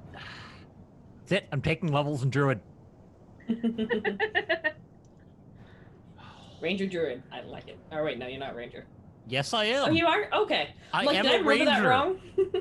No, I'm an actual ranger with like a reasonable wisdom score. Ranger Druid. Do it. Yeah. You could say you learned from Zara. Yeah, actually would end up probably being cleric because I need certain things out of that. Nope, that's going to be all I can do then. Okay. So that will bring us over to Isa. I need a con save from you. Please die. Oh! It's another natural one. Oh no! Okay.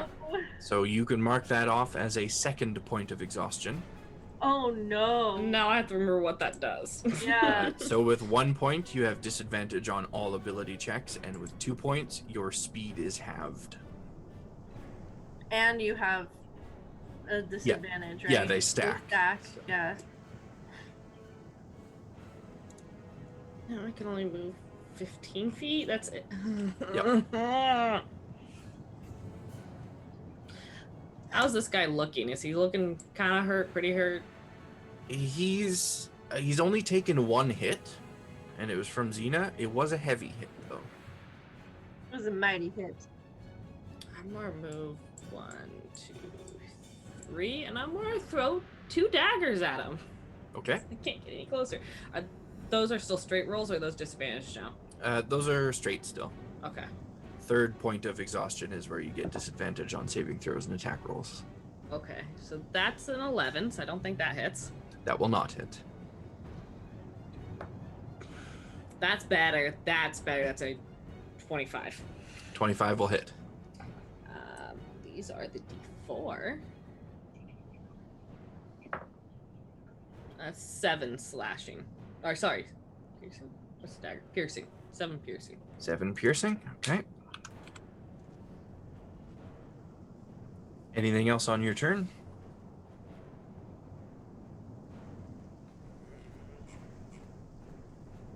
I'm more lean heavily on my shield and be like, that's all I can do.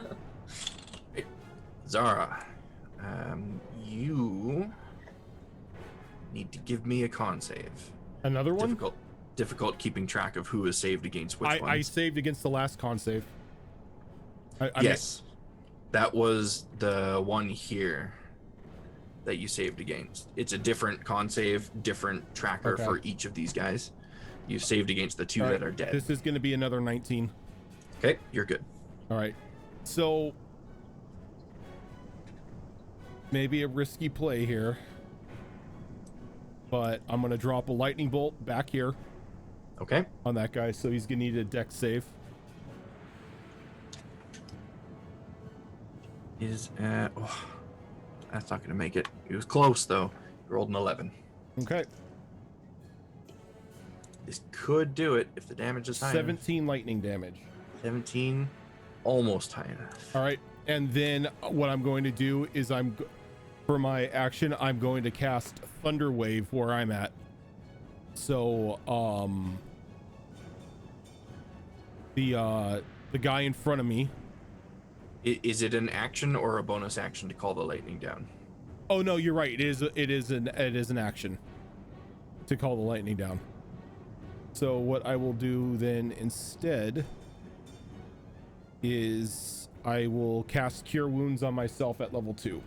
Oh wait, no, Healing Word at level 2. I can't cast Cure Wounds. Okay.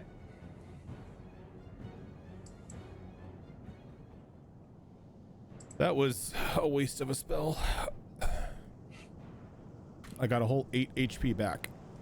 I mean, it's not bad for healing word, let's be honest.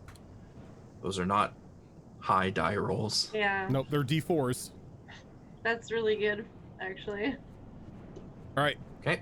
Any movement? Nope. All right. Let's see if this frail wobbling guy is smart enough to do the smart thing. Hey, he is. These guys with their int rolls. So he is going to take the disengage action and move up this way.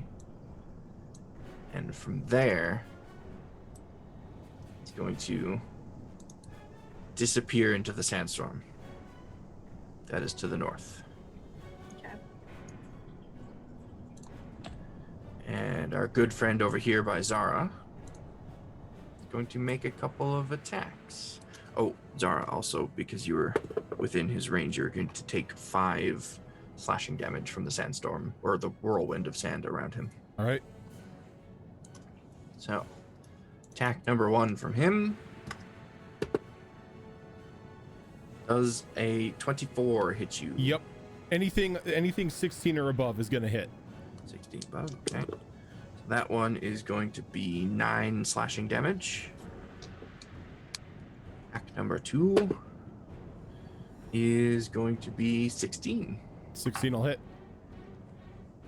Oh, that is really bad damage, though. That is only going to be 6 slashing damage. And then he is going to just stay right there. Okay. That brings us around to Xena.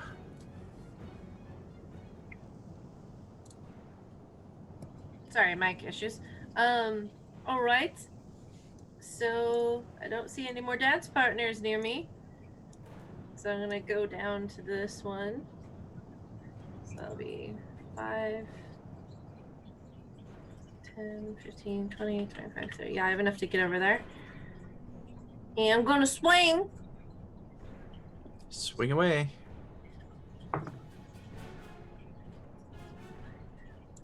21. 21 will hit.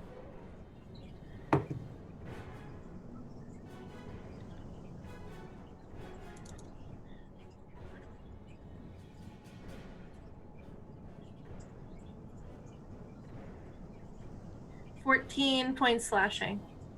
14 points of slashing, okay. Yep. And can you make a strength save for me when you entered his aura? Okay.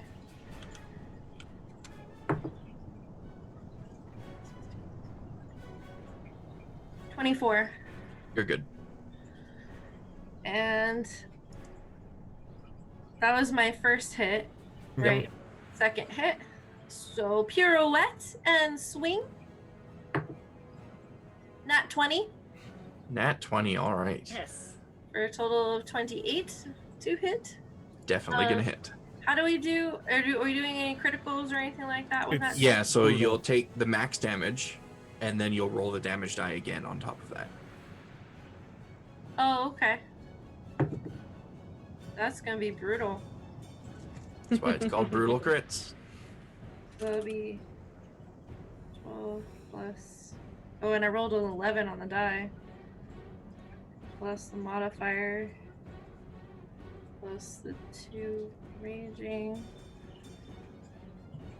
Oh, 30 points slashing. Damn. Nice hit.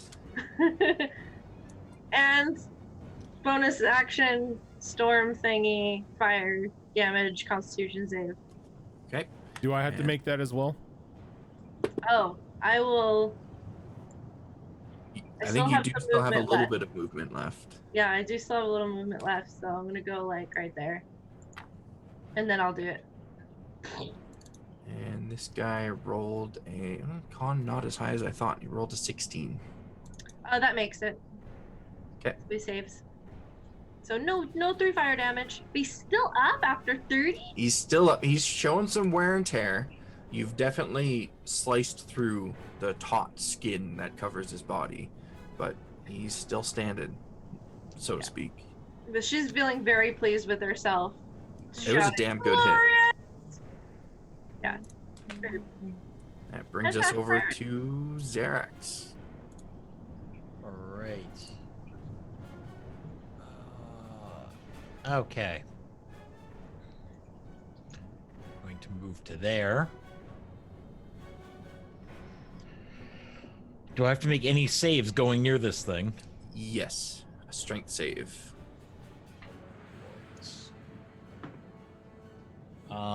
That's not horrible. That is a 24. You're good. DC on that one is 13. Okay.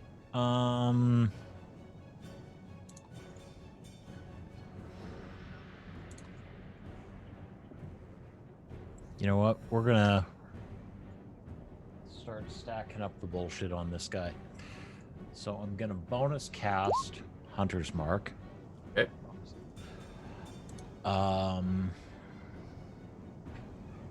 Hunter's Mark symbol is going to be... Let's make it a heart. What small Yes. cat? Sure.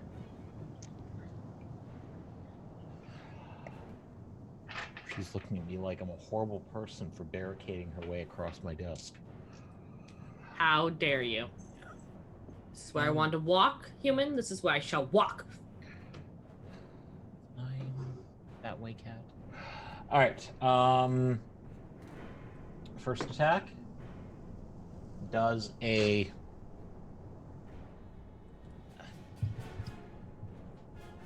17 hit. 17 does not. Okay.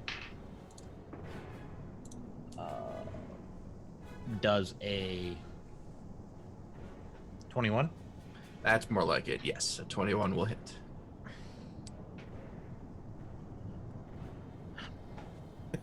Cat, please. I'm helping. No, you're not. Okay. Give me Extra the D6. Hunter's Mark damage separately from the weapon damage. Hey, I just have to find the dice that go with that.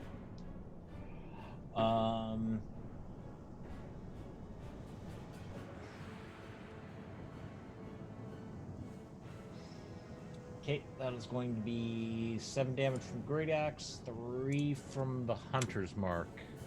Okay.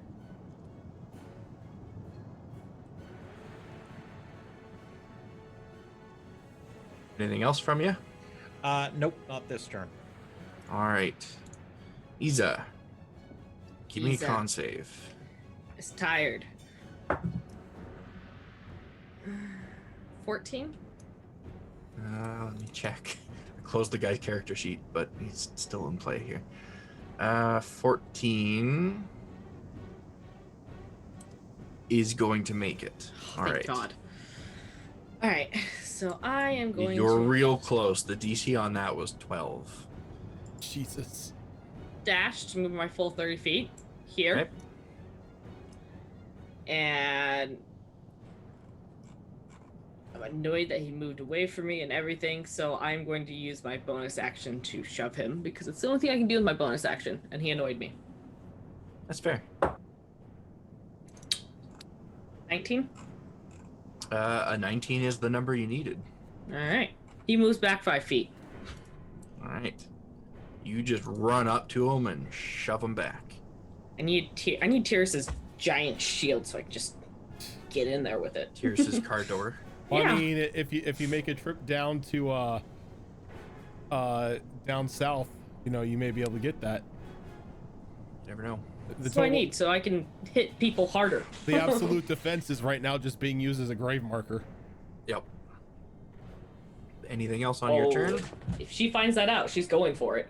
Oh, actually, I do need a strength save from you when you enter his aura. Oh, yeah. If I can make that save.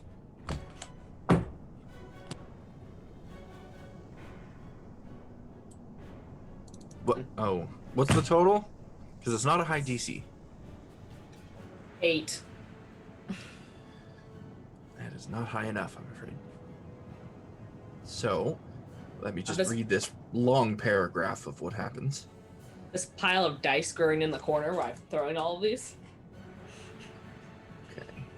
Why is it always on the You- saves too? Actually, that's a good point, because that would have taken into effect before you got your shove attack off. Yep. Yes, it So, would've. you do not shove him. Yep. Instead, you get swept up in the whirlwind that is raging around him, and you become restrained by it, Go limp at this point.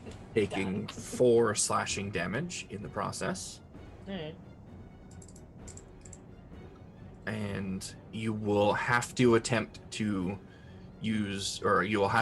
free yourself using an action to make a strength check on your future turns.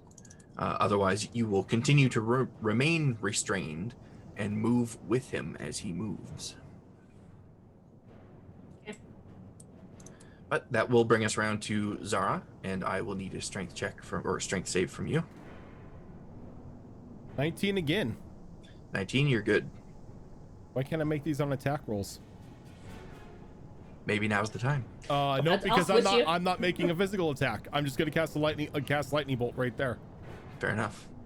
So I just need a dex save from him. That is an 11. That is going to be 23 points of lightning damage. 23 points of lightning damage. Very good hit. And then with my last level 2 spell, I'm going to cast Healing Word on the Gnoll in the tornado. Okay. Iza's gonna regain 9 HP. 9? Awesome. Thank you. Yep. And that's gonna do it for me. Okay. That brings us to the guy that was hiding in the sandstorm. He will take his spindly legs and his 1 HP and continue to run into the sandstorm. Was. So he Just like an Die Arcastan. like you should. no longer in play. And our good jackal friend here.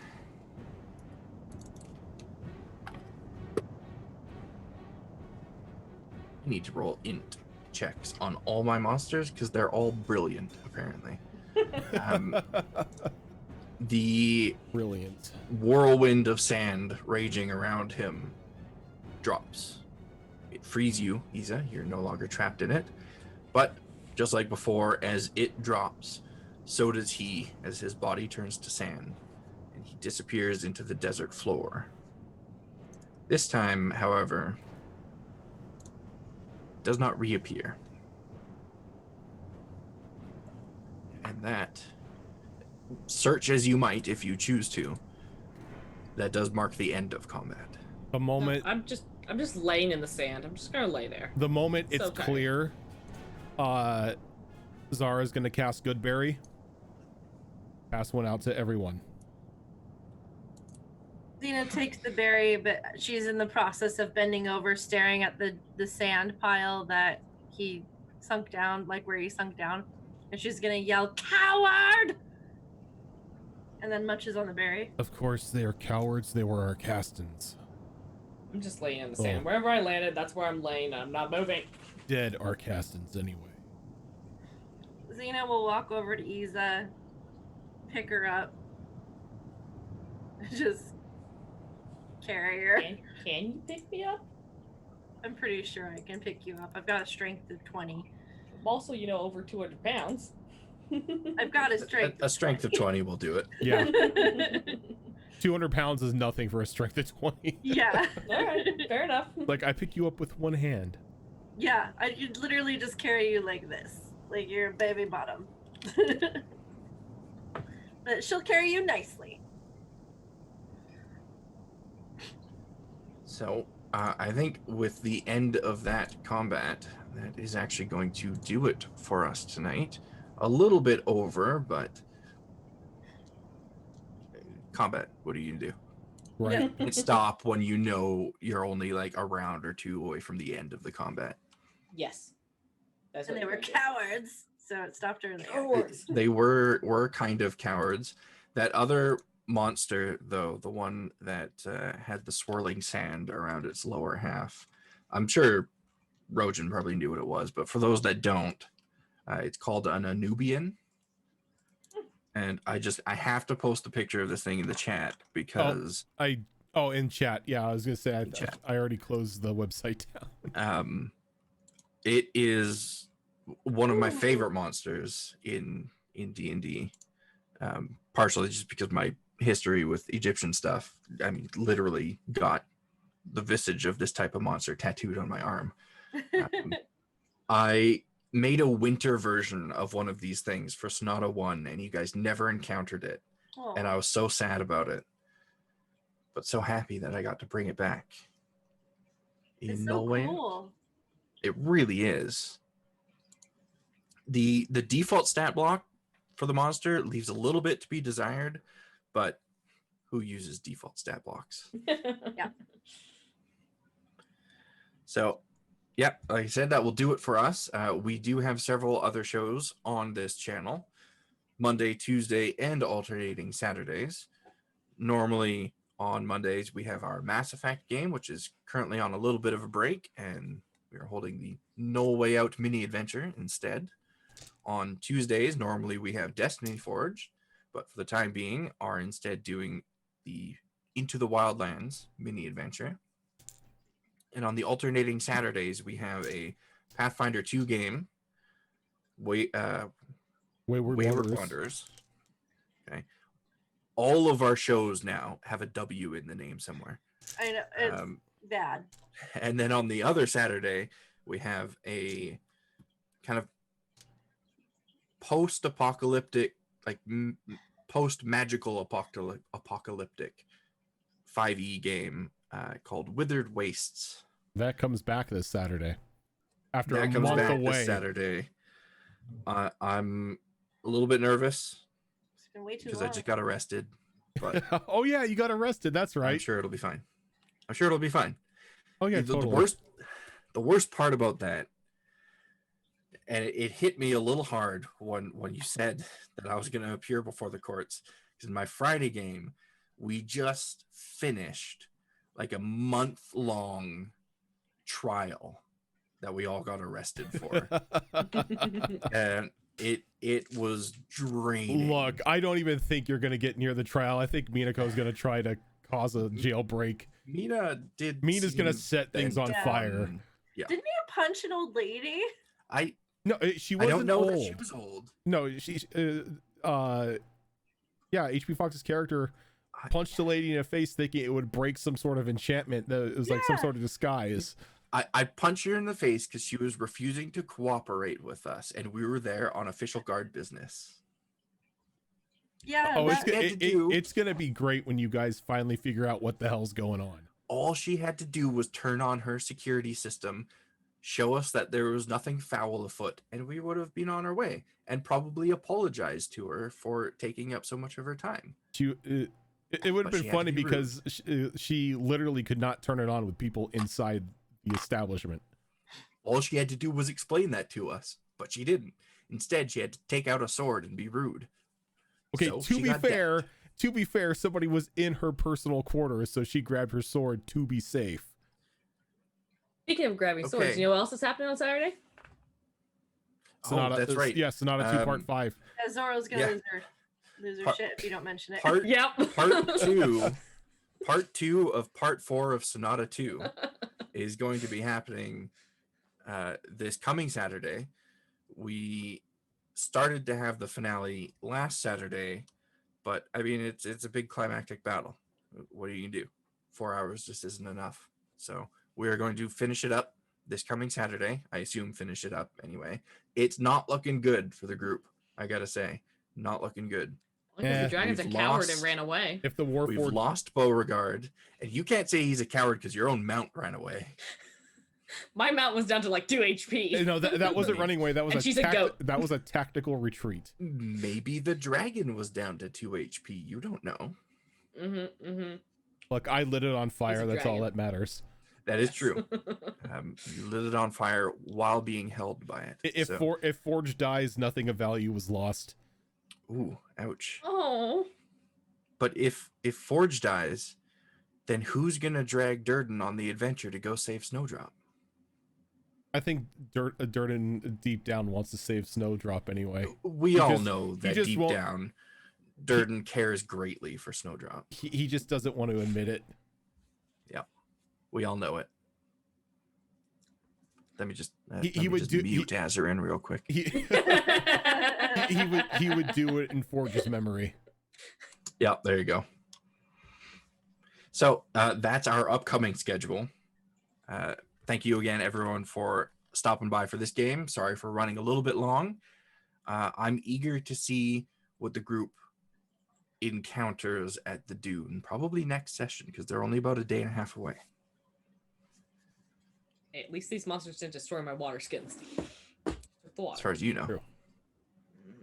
It's like when you're like, oh, all your water's gone. All I was in my head was like, thank God I prepared Goodberry.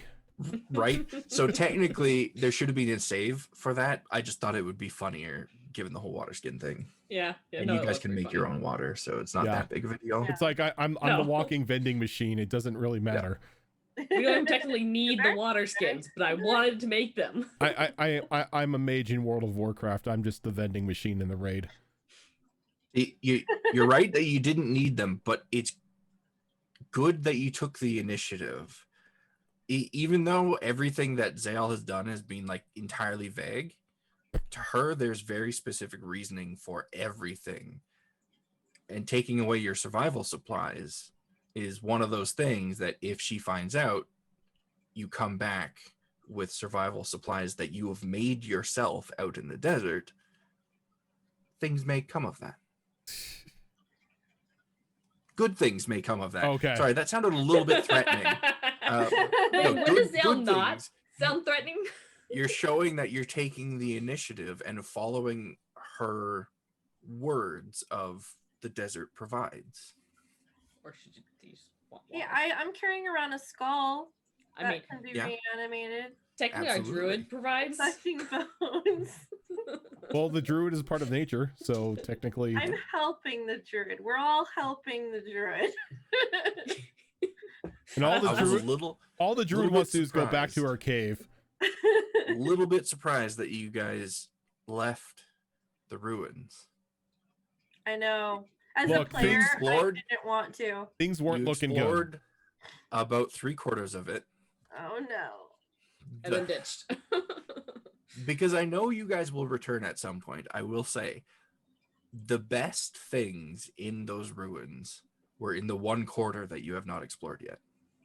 I assumed. With the spiders. However, it was a wise decision.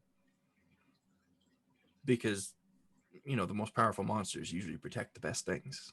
Mm-hmm. What the best things? Look, our druid has not led us wrong so far. So I'm willing to trust her word of judgment when she thinks we're struggling a little. And it's evident. Trust the creepy mushroom druid. Yeah. Hasn't led us astray so far. Trust the daughter of a literal demon. Mm-hmm. What can go wrong? Nothing.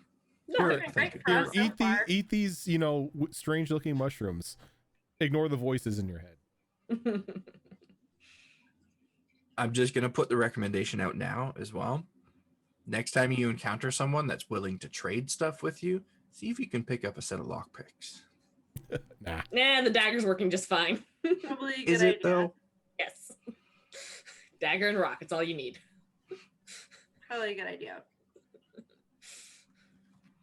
Well, maybe we'll run into that rumored wandering blacksmith, and he'll be I'm gonna have to write something up for that trader. now. I've got some ideas. I'll put something together, and then I'll put it on the random encounter table. Yes, please. I love that. He needs to have an eye patch or a braid or both. Braided eye patch. A braided eye patch. All I can think with the braided eye patch is like his grandmother knitted him an eye patch. Or it's creepy. It's made out of like human hair or something like that. Like You never I know. mean, I just pictured instead of being a band around him, it's literally like held in place by braids in its hair. yeah, or could be a that. possibility, That's also too. good. All kinds of possibilities.